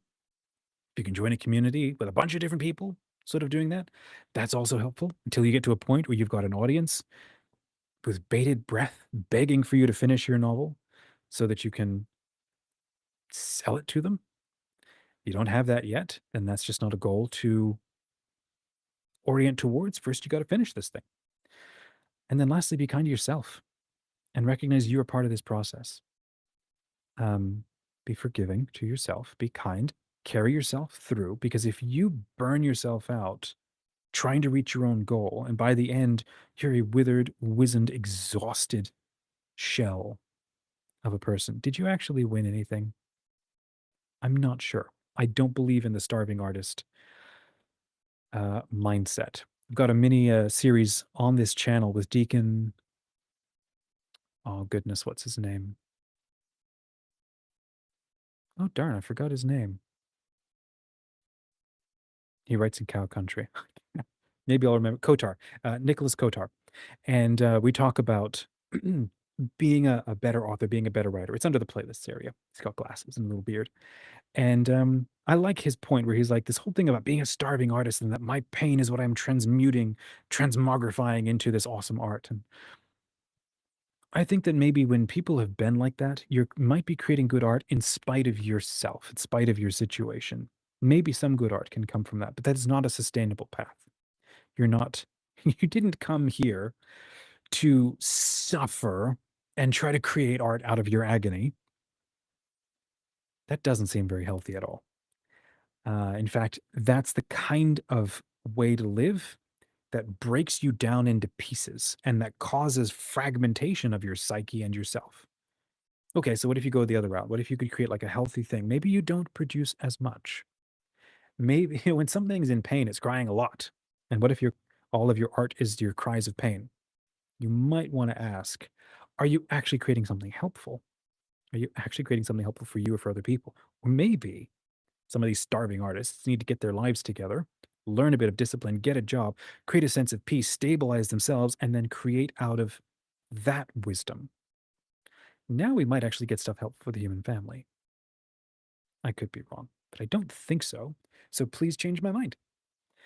Um, and I think that's probably a good place to wrap.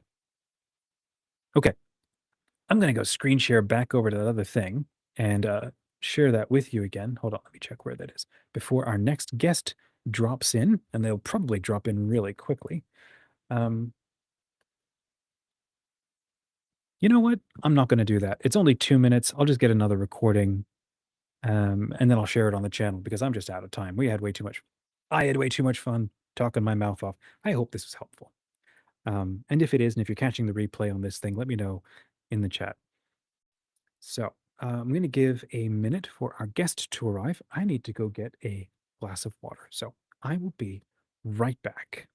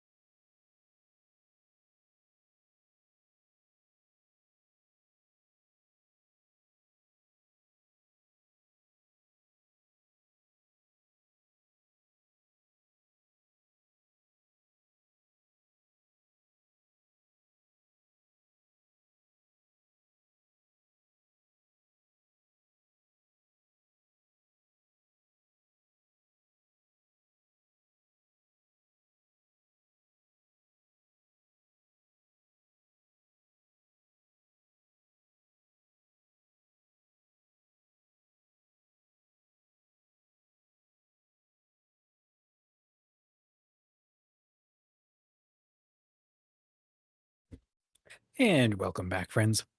Good to have you with us. So we should have our guest coming on in just a minute here. So we're going to give him a couple of minutes. Hopefully he can join. A little bit of lime, no, lemon water. Refreshing. So hopefully he can make it. It's a looks like a historical adventure for boys, and it's about the 55 days under siege in, I'm guessing this is Qing Peking in 1900 by Jacob Sharp. So hopefully he can join us. I just need to go check my inbox and my calendar to see if there's any emails or anything from him. Make sure that he can get in here okay.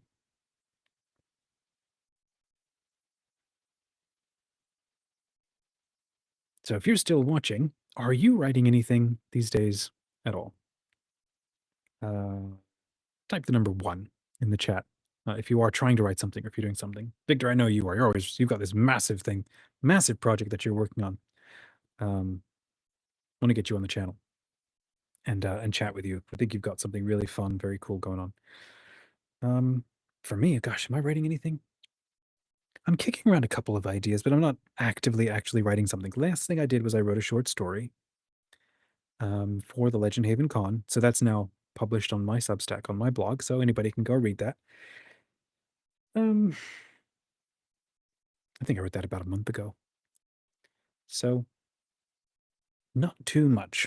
I'm actually spending more time just trying to get this con together. Creating this con is a bit like creating a novel or a story. And then I've got a goal and I've got a big climactic kind of event. And then I've got a series of activities and timeline to get there. So it's a bit like writing a novel, coordinating this. Hey, we've got Jacob with us. Let me bring him into the studio. Hello, Jacob. You are now on the live stream, sir. Hey, how are you? I am good. Good to see you. You made it on. Yep. I think I had the wrong link, so I was sitting there waiting, and nothing happened. So, oh, good. Well, I'm glad you got it. You can hear me okay? yep, I can. Can you hear me? I hear you. Chat, if you're watching, let me know if we sound clear. You sound a little bit faint, but I might just need to turn you up a little bit. Okay. Cool. Where are you in the country? Is it raining where you are? It's raining over here. We haven't had any weather today. We've had some this week. I'm in Kentucky, so Okay. we've had a little bit. It's getting kind of schizophrenic. It's been cold today, down from like 80 this weekend. So Okay. Yeah, it's getting colder over here too. Gosh, I think I saw like 15 or 30 degrees or something going to be next Tuesday. So it's like going to drop a bunch. Well, hey, it's cool to have you with us. Chat says you are a wee bit faint. Is there any way that you could slide up a little closer to that microphone? yeah, here we go. Let me see if I can get this a little closer. Or actually, here I've got to back up. Sorry about this. Probably should. That's no problem. I've got a headset here. It's my last resort. There we go. You might need to refresh and then jump back in if you plug in a different headset. Let me know. Testing. Can you hear me okay? All right. How about that? Is that better? Tap your microphone. Yeah, so it's not test. picking up from that one yet. You might need to hit the refresh and then select the microphone and then come back in so that it recognizes that. All right.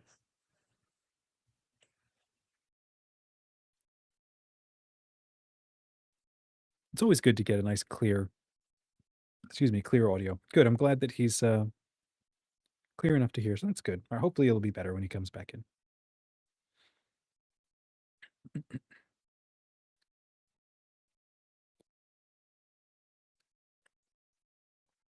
Alrighty. Let's bring him back in. All right. Testing. All right. How about now? I think it's about the same. I'm not hearing too much of a difference. All right. But chat says it's fine. We can hear you. And so I think we're good. Okay. So yeah, again, thank you for coming on. So you've got a novel through Raconteur Press, A Boy Against the Boxers. So let's talk about that for a minute. And then I want to hear more about your origin story. I'm seeing it looks like you've got military items behind you. And then there's a really cool set of books. I'm very jealous of books. I don't have anywhere to put books in my room. So always very cool to see that. Tell us about your novel. What is it about?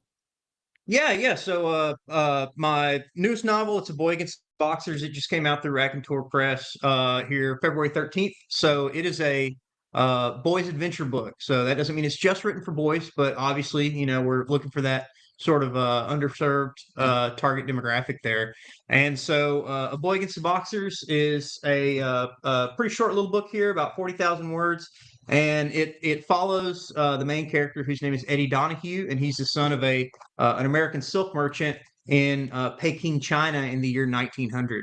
And so, without getting super into the weeds, basically, in the late 1800s and early 1900s, there was a big Western presence in China, and they had a bunch of colonial interests that weren't necessarily the same as a lot of your traditional colonial holdings you would see in other places where you had, massive land holdings and plantations and things like that. In China, because of the strength of sort of the Qing dynasty and the existing government at play, a lot of the Western influence there was, trying to extract trade, whether it be, silk or spices or things of that nature. And then you also had the usual stuff with, you had missionary movements, trying to convert the local populace and things of that nature. And then there was also obviously military presence to go along with that. And so, It's a without hotbed of getting like into the pressure all happening at the same time. right, right. And so in Peking, which is modern day Beijing, you had an area called the International Legation Quarter, which is sort of what we would think of today as like a diplomatic quarter.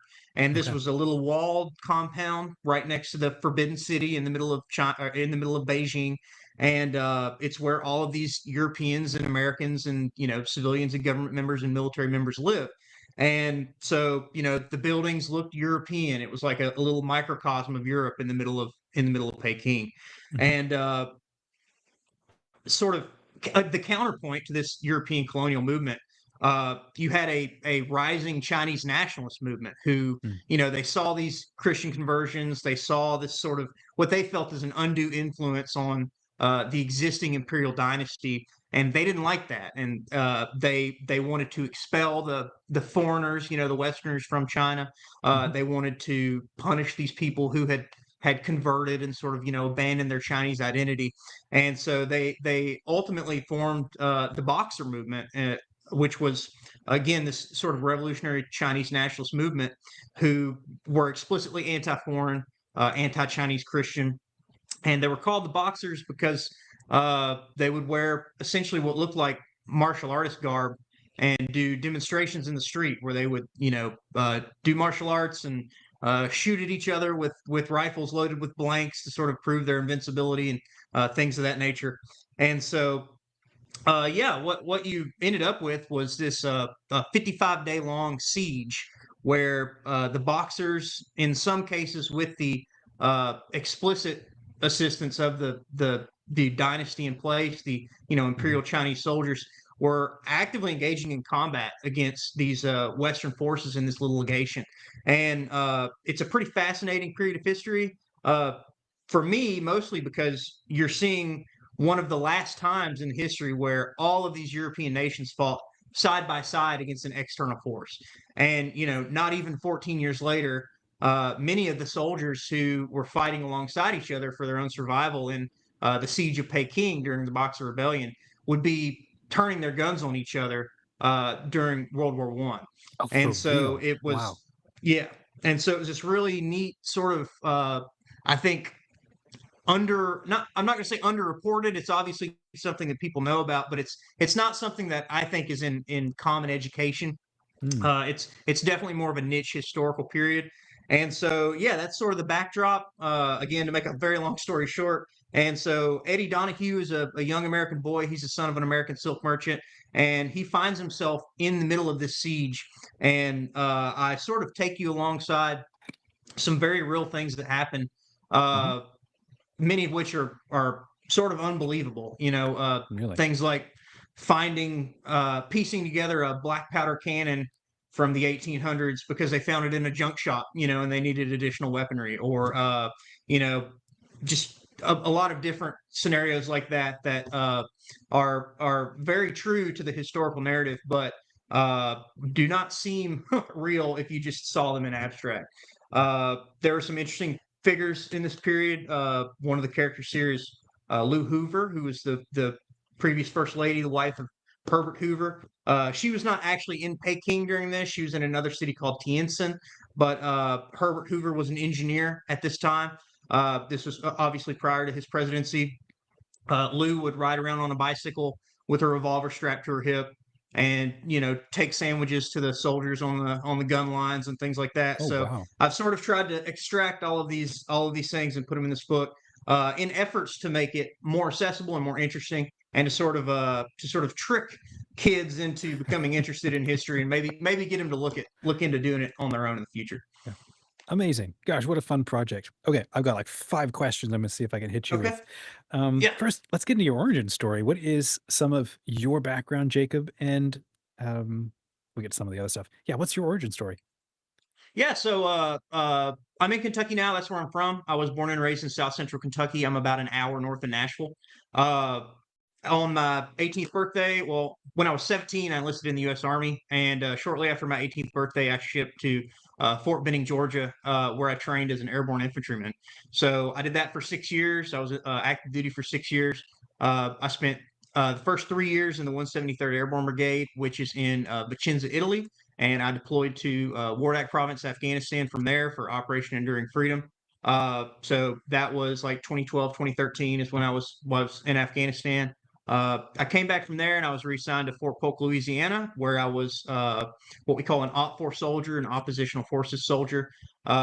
Basically, we were the professional bad guys for the U.S. Army at the Joint Readiness Training Center down in Louisiana. So all these different Army units would come through for training, and we would basically shoot at them with blanks and lasers and stuff like that to sort of replicate actual bad guys, so they could be more prepared for going to Wow. combat themselves. So I get out of the Army in 2016. I go to college. I come back to Kentucky. I went to Western Kentucky University here in Bowling Green as a for international affairs with a history minor. I ultimately was employed by them as a police officer and finished a master's degree in recreational sport administration. And since then, I've been in law enforcement. I've done some investigative work for the Department of Labor federally, and yeah, now I work for the court system. So, Gosh, what a journey. Thank you yeah. for your service. Oh, thank you. Tell us more about you said you got a degree in history. Does that connect to this book? Was that Definitely, yeah. That is. I can probably attribute my actual, professional endeavors in writing to that, even though it was just a minor. Mhm. So basically, while I was on deployment, I'd grown up reading all of these war narratives. A lot of the stuff I was reading was from Vietnam, because that's just what was available when I was younger. Pre-global war on terror. Mhm. And I loved reading them. I loved getting that first person connection to soldiers who were actually there in these conflicts. Mhm. And so I've never been a journaler, but while I was in Afghanistan, I thought to myself, I should probably write some of this down. Not thinking that I would write a book about it, but just to keep these memories.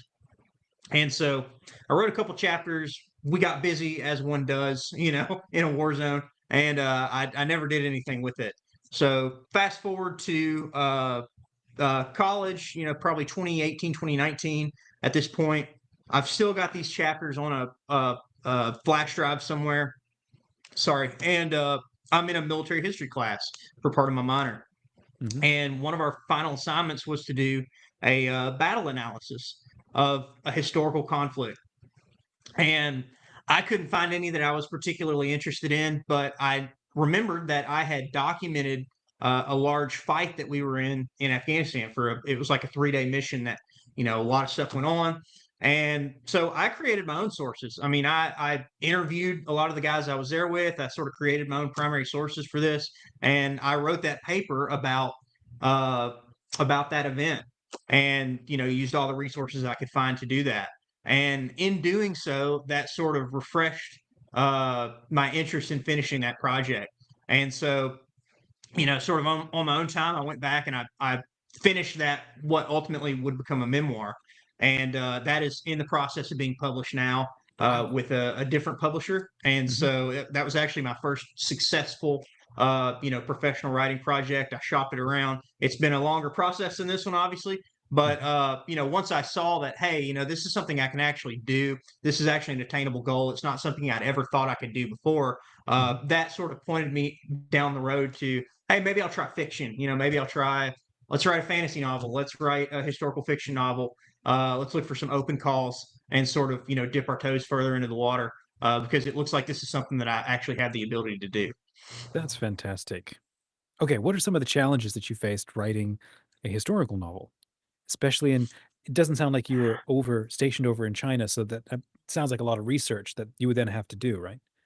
Yeah, absolutely. So it's a lot of research. I based most of my research from a fantastic, if I can find it here, a fantastic historical survey called The Boxer Rebellion by Diana Preston, and Hmm. it's an excellent book about the entire conflict. But honestly, what I've found is that the researching the period is not the hard part because that's Oh yeah. interesting. Obviously, you don't want to rely on Wikipedia, but you can use Wikipedia to get like an overhead view. You can find books to read. You can find documentaries. You can find all of these supporting documents Hmm. to sort of support the culture that you want to represent and the material culture and how people talked and things of that nature. But the hard part for me was knowing what to include and what not to include, especially when you look at a target audience of, you know, a teenage boy maybe who you're trying to get him into history, but you don't want to overload him with it. Hmm. And so historical fiction, I think, is a big balance between how do you maintain the sort of historicity of the event? How do you maintain the accuracy while also keeping the reader engaged and Hmm. not sort of belaboring the point about something that maybe doesn't matter. Right. Uh, Right. you sort of have to be willing to make some compromises when it comes to maintaining that reader engagement, having a fun story. Like Hmm. with this book, I didn't want a book that read like a history book. I wanted a book that read like Young Indiana Jones or something Oh, of that's that awesome. nature. Yeah. And so it's definitely a balancing act. I think if you do too much of a deep dive, I think you can sort of ensnare yourself, and you end Yeah. up writing a history book. But you're not trying to write a history book; you're Yeah. trying to write a historical fiction book. No, that's true. I think that's true. Well, it's been about a month or so since it's been out, almost to the day. And so, what's been some of Yep, the yep, early very close. reactions, especially from the target audience of boys that you want to reach? If you had any good feedback from them? Yeah, so I'm really lucky. My mother has been in education for 15 plus years, and I've got some connections to some local schools. I was able to do some readings for Read Across America Week here 2, 3 weeks ago. Okay. One of them was at a church school for the church that I went to growing up. And I didn't really know what to expect. I mean, history, even though it's historical fiction, a lot of people are sort of jaded or predisposed against, they know history is being dry and it's the same thing over and over. And yeah, I had a lot of great feedback. I mean, they had excellent questions. Everybody was on the edge of their seat. They wanted to know what was happening next after the reading. I've even heard some commentary from some parents. The kids are wanting to get the book and finish it, and I think the fun part about that specifically, sort of divorced from the book itself, was being able to answer questions and make it seem like, hey, writing is accessible. This is Hmm. not something that's, we're no longer locked behind this sort of golden gate, to big five New York publishers or whatever. Like, Yeah. you can do Yeah. this right now. You can start now. You can practice now. And yeah, the material can be fun. Like it doesn't have to be, again, it doesn't have to be dry subject matter. You can read the things that you're interested in reading, and some of that feedback was really reassuring to see. Not only from the kids that they're interested in it, that the boys are interested in it, that the girls are also interested in it, even though it's obviously targeted towards that market, but even some feedback from adult friends that I've got, like, hey, I know this was addressed towards children, but I'm having fun reading this, and I'm excited to go back home and keep reading it. So that's been really uplifting. Oh, what a win! Kudos. That's exciting. Um, I want to ask you about the time period, but then I do want to come back to asking you about there's a focus that Rack Press has with a bunch of its authors that we need to create more good stuff for boys. I want to ask you about why you're doing that. What do you think about that? But first, why this time period versus everything else you probably studied or know about in history, or you mentioned maybe writing a fantasy novel? Um, what is it that tipped you over the edge and like I got to write something about this Boxer Rebellion? What was it about that? Yeah, well, I don't know how I got here, but I've got this very specific reading interest rabbit hole that I've been following for the past few years where I've been really pursuing uh, historical novels or narratives or historical fiction about lesser known conflicts. And a Okay. lot of these happened around the turn of the century. So things like, the Boxer Rebellion, or at the end of World War I, for example, we sent American soldiers to Russia, to northern Russia, to fight against the Bolsheviks, and they were there until like the 20s, like the early 20s. That's basically a forgotten conflict now. Uh, During early World War I, we had American soldiers or Americans who wanted to fight, and who, America was not yet engaged in conflict. So they would join the British military or the Canadian military and go deploy to France and fight as Really? Americans for, Wow. other armies. One of these was Kermit Roosevelt, the son of one of the sons of Teddy Roosevelt, who was commanding machine gun trucks in Iraq, modern day Iraq, and like Palestine. So you've got all these really weirdo conflicts that are just totally forgotten at this point. Many of them were fought with volunteers. Some of them are from perspectives you don't normally read. And I've sort of been going down that rabbit hole. And, anytime I read one of those books, I'll keep my eyes open for, does this author in this book mention another book or some other conflict that I haven't heard about? I'll write it down and I'll find, I just sort of continue that spiral. The Boxer Rebellion was one of those. So, I had been reading about, there's another book called Victoria's Wars, which follows the whole Victorian period and a lot of the sort of foreign policies of the Victorian age, England. And that led me to this. And, seeing it, realizing what a convoluted and nearly unbelievable conflict it was, I found a movie called 55 Days at Peking. It's an older movie from the 60s. Again, really interesting, focuses on that siege. This is all sort of floating around in my head. I see Raconteur is looking for boys adventure books, and I think, wow, what better time period could this possibly be? I sort of searched my brain for, okay, what would be a fun place to write about, and this was just the immediate thing that popped into my head. So that's again sort of a wandering answer, but that's sort of how we ended up here. That's A lot of great. build up, reading these sort of weirdo narratives, and then seeing that open call and realizing that they were looking for something that sort of fit this vibe. Yeah. What was your how long did it take you to write from beginning to end? What was your writing process? Do you do like sprints and then you take a break, or are you kind of a methodical? So this one is pretty unique compared to some other manuscripts that I've worked on. Typically my general process is I've got the idea, I'll jot the idea down. I do a lot of stuff from like Google Share Drive. That way I can just work on it whenever. Wherever I'm at, I don't have to be on the same computer or whatever. And so I'll put down a general idea, boys book about history event. Okay, well, we'll narrow that down later. As I narrow it down, I'll do that. And then eventually what I'll do is I'll write just a summary, wondering, sort of stream of consciousness summary. Hey, I'm going to write. It's going to be a run-on paragraph. It looks terrible. You're not going to be able to read it, but this is going to be a boys' adventure book about the Boxer Rebellion starring this guy, main character. Here's some of the stuff he's going to face. Here's some of the events. Here's the style I want it. This is what I want it to read like. This is what I want the setting to look like. If I'm the fantasy book I did, it was like, I love Warhammer Fantasy. Let's write one. Let's I'm gonna sort come of do back and this. ask you about that one, but keep going. Right, yeah, and just sort of that's how that initial thing looks. Then I take that document and I will break it down over the course of a couple of weeks into chapters, and these will just be. It's not a very detailed outline, but hey, chapter 1, we're going to be introduced to the main character. These are the core things that are going to happen here. I don't really put dialogue in those unless there's one specific thing I want to say. With this book, a lot of it was developing a timeline. So how did this actually look? When did these dates occur, and what occurred on them?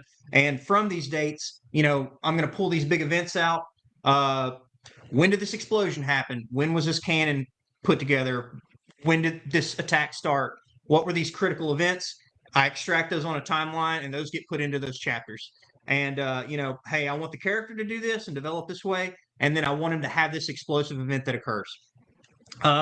From there, then I go into the actual writing, and I generally just sort of I write as I have time, and the time available is really what dictates the writing. So with this book, being that they are much shorter books, like you're looking at between 30 and 60,000 words for one of these. So it's just a little easier. You're also the way that you're writing them. Dumbing it down is not the correct word. You don't want to dumb these books down, but you are certainly writing to an audience, and you have to be aware of that. You're focused. Yeah. Right. You have to remain focused.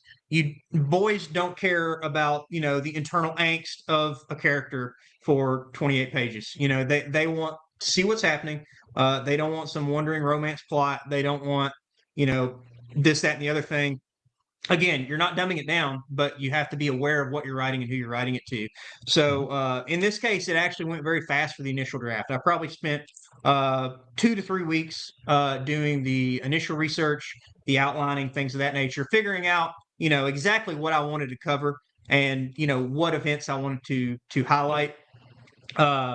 From there, the initial drafting portion for, you know, manuscript draft 1, probably 5 to 6 days. My wife happened to be out of town on a business trip, and I didn't have work for some reason. I can't remember what was going on. Maybe it was a holiday weekend or something.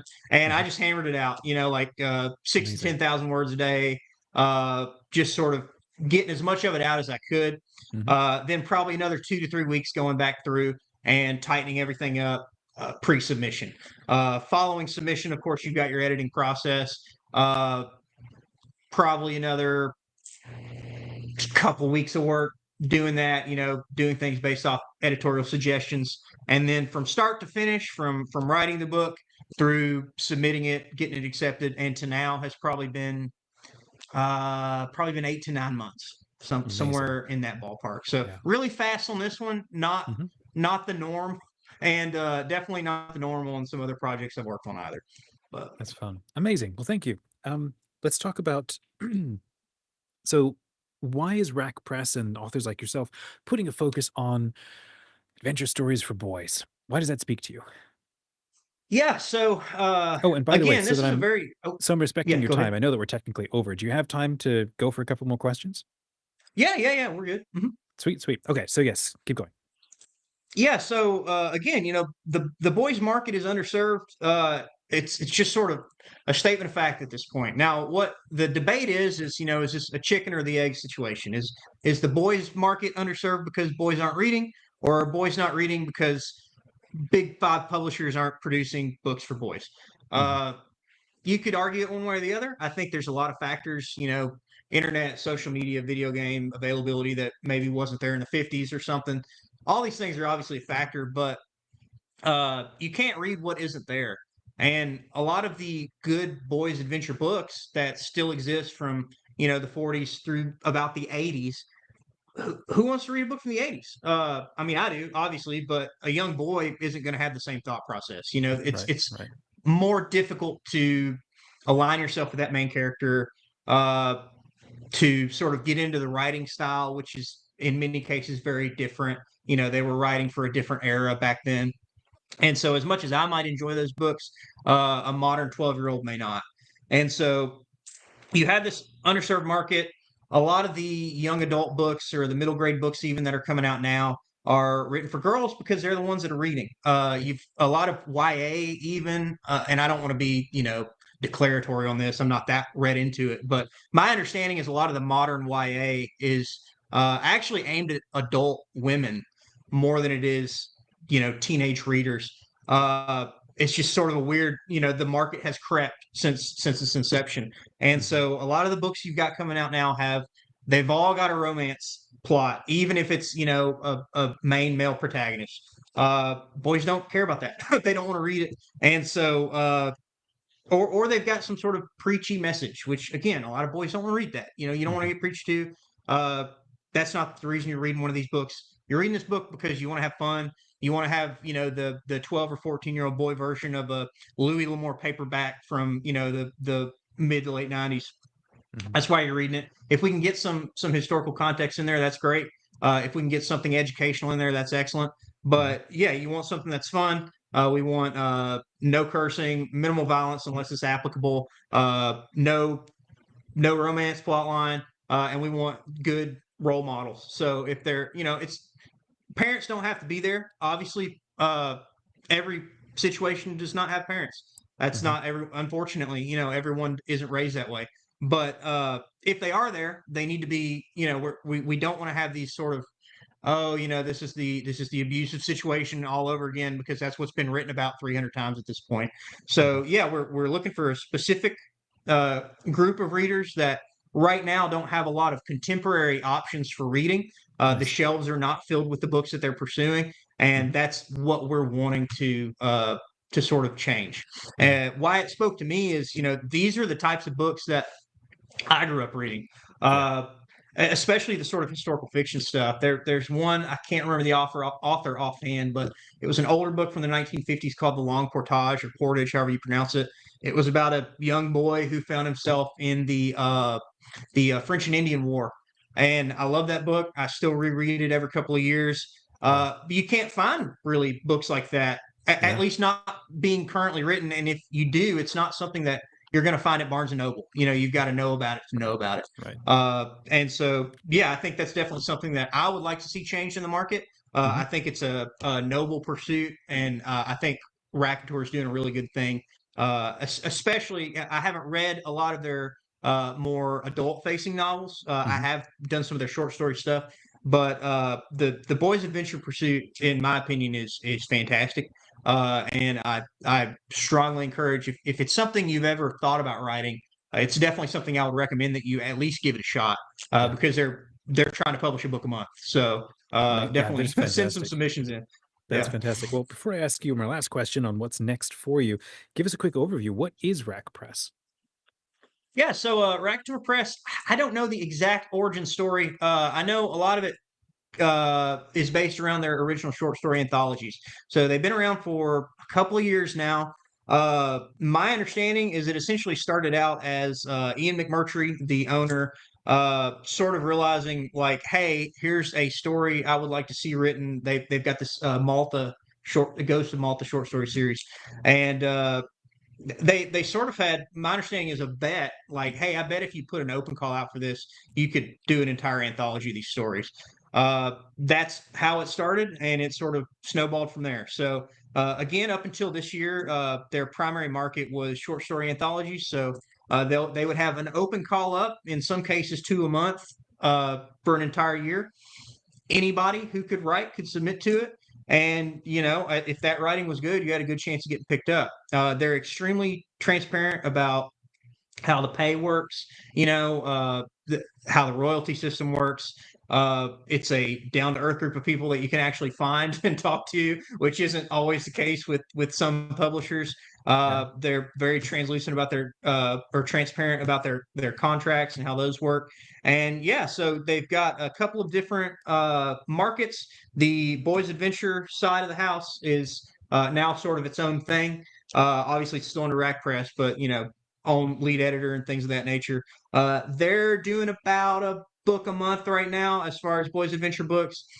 These are open submissions for Boys Adventure novels. Again, if you want to submit something to that, we're looking for between, I'm trying to remember the exact open call off the top of my head. You can check their website. They've also got a Substack, but generally between 30 and 60,000 words. Again, no cursing. Violence needs to be appropriate to the subject matter. If they're in a war, obviously it's a war, but nothing, explicit.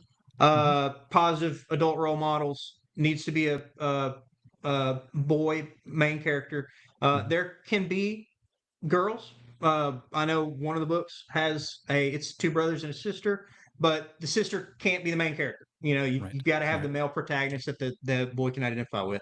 And yeah, so that's sort of the kids' adventure, boys' adventure side. Then on the adult side, they do have adult novels. Most of them have been sci-fi and fantasy to this point, although I'm aware that they're looking to expand that out. And then they've got the short story anthologies. At this point, they've got nearly 70 or a little over 70. It's incredible. Everything from space cowboys to space marines to sword and sorcery. They're sort of trying to bring back the pulp market, which to this point again has become sort of unfashionable, at least from the main publishers. And it's something people want, and people are tired of rereading stuff from the 80s. So I think it's definitely a worthy pursuit to sort of bring that back. Reading should be fun. If you can make reading fun, you can make people read. So that's sort of make reading fun the, again. Yeah. Right. Yeah. That's sort of the short answer there for Rack awesome. Well, Press. thanks for that. Okay. Last question then is, what is next for you? You mentioned a fantasy novel. So what can people look forward to? And then I'll ask you where they can find you online. Yeah. So I've written a fantasy manuscript. currently pitching it to a publisher. I'm pretty optimistic about it, but we'll see. We'll wait it out. The war memoir about my experiences in Afghanistan and in the military is in process. It's contracted with a publisher called, and I don't know how they pronounce the name. I haven't actually heard them say it, but either Savas Beatty. I'm not sure. They're traditionally a Civil War publisher for Civil War history, but they're branching into the global war on terror. And so that's where I come into play with mine. We're hoping into this year, early next year on that. I do have some short stories out. I've got a novella published with Canon Publishing in their High Caliber 2025 anthology. I've got another short story with Raconteur Press that's out in their Corsairs and Cutlasses anthology, which is a pirate fantasy, kind of just a fantasy short story about piracy. Essentially, the whole thing's about pirates. As far as the fantasy novel, yeah, again, we're hoping to see that out. I've got another boys' book written. It is about the Black Patch Tobacco Wars, which happened here in Kentucky. Again, another under explored conflict that happened in people's backyards that they don't even know about, even though it happened right here. So that's on submission. I'm hoping that sees the light of day here in the next year or two. And yeah, I'm just going to keep pushing forward in that. I've got a third boys adventure book sort of plotted out. I'm about to start up on, and we'll sort of see how everything else shakes out, and we'll go from there. So I'd love to write some more fantasy stuff. I really enjoy writing that, but I don't want to invest time in it if it doesn't come to fruition. So prolific guy, prolific. Can you give us a sense of where you're going with your fantasy novel? Just because I love fantasy, it's kind of our community thing too. Yeah, so the sort of concept for that was I don't want to say it's uncreative because I feel like it was creative, but it's sort of a fantastical recreation of my experience joining the military and going off. You've got the classic boy grows up a little too sheltered and wants to see the war and the world that this takes place in. You've got essentially a forever war where you have these border nations that have to repel this sort of understood level of corruption that comes from the north. You've got raiding parties and things of that nature that come down. So he joins this campaign. He's initially rejected on his endeavor to join the military, and he decides to sort of make his own luck and sneak in, and joins in on this campaign, journeys north, and has many experiences, many of which sort of shake his understanding of what is noble, what is right, what is courageous, what does bravery look like, and there's sort of an exploration of what does post-traumatic stress look like in fantasy form. Some of obviously I did not have the same experience as this guy did because it's dramatized, for drama's sake. But some of the same questions that I struggled with coming back from that deployment, like what, even if people mean well, how do we live with these things afterwards? People with good intentions don't necessarily always do good things, and how do we sort of come to terms with that? How do we control the way that we retell these stories so that we're not, you want to be honest and you want to be accurate, but you don't want to, I guess, lay the trap for the next guy to step into and think, oh, this is really valorous, I want to go do this too. I guess I should have backtracked. The book essentially starts out with, our protagonist is growing up in a tavern on this border town where they sort of recruit heavily for these campaigns.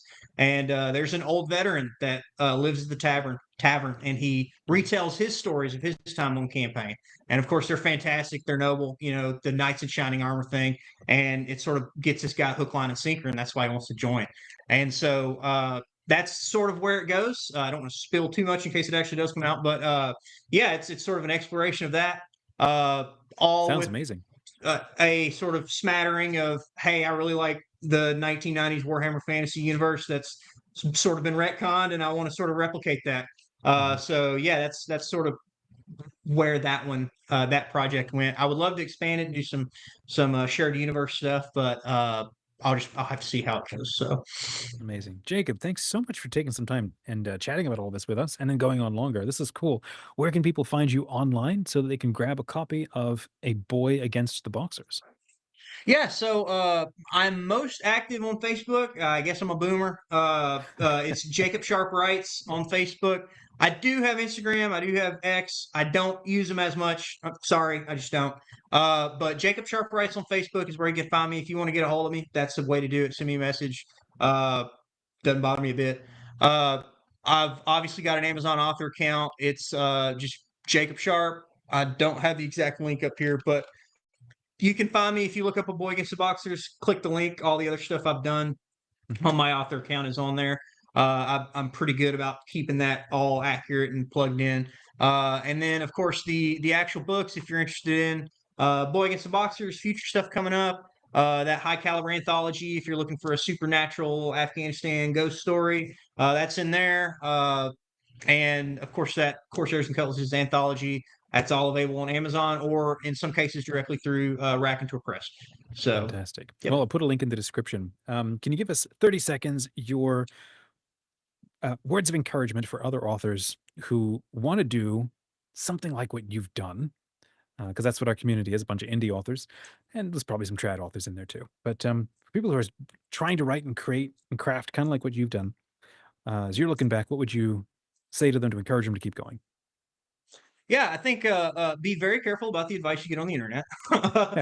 You have to really be able to filter that. You know, there's a lot of people, if you get on Reddit, who write about their woes, who have not actually ever hit the submit button. So if you're going to submit something, just do it. You know, you're probably better than you think you are, but you may also be worse than you think you are. So be very aware. You know, be very honest about your capabilities. I think also, you know, the big thing that I've really sort of come to terms with is you can do this. You know, it's not again, it is not as difficult as you probably think it is. Have a system, whatever the system is. There's not a perfect system. Everybody writes differently. Just write. Get the draft done. That's the first thing you've got to do. You can't submit anything if you don't write it. And then once you write it, just try to submit it. It'll either work out or it won't. If it doesn't, don't take it personally. Take whatever's happening, learn from it, do the next thing, move on. Try not to get married to any particular work. You know, if they're not all going to work out, that's fine. You can always write something else. You can always fix that thing later. I guess the only other quick thing is just figure out what you want to write for. You know, I obviously just enjoy the process. I think it's fun, but I'm never going to be famous. I'm never going to be rich. I'm never going to be able to quit my day job, nor would I want to. But I like the fact that other people see the things that I've written and enjoy it. And even if it's my family, that's fine. That's fun too. You know, it doesn't matter. So figure out what it is you want to do and just do that thing and don't worry about what other people think. Jacob, I think that's an awesome place to wrap. Thanks so much for coming on. It was good to spend time with you. Yeah, thank you very much. Sorry for the technical technical stuff, but I No really problem. appreciate you having me on. No, it was great. I'll clip this out and post it on the YouTube channel as its own video. And we're almost a half hour over my normal time. So this is a fantastic conversation. I think it's going to be a lot of fun to replay on the channel and hope that it's also helpful for you and people buy your book. So Yeah, thanks again. yeah, I'd love to definitely. have you back. You know, as you put out another novel, send me an email. I want to have you back on. We'll talk more. Yeah, certainly. Hey, I really appreciate it. Thanks for having me on. Cheers. All right. Have a great rest Yep, of your yep. day. Have a good day. Bye. All righty. Thanks everyone for hanging around. I'm actually going to close up. We've got to head off. I've got to go make lunch. It's almost 12:30 on my end. So if this has been a fun live stream, please say hi in the chat. Drop your key takeaway or a major question. Fantastic. We got a subscriber to Facebook for Jacob. So I'm going to go put a link in his description. We'll come back and clean this thing up afterwards. But I hope you have an awesome rest of your day. I hope you keep writing. And if you got any questions at any point, drop them in the chat. I would love to chat around them, or I'll probably reply right to you, share what I think, and try to be as helpful as possible. Again, have an awesome rest of your day. Catch you soon.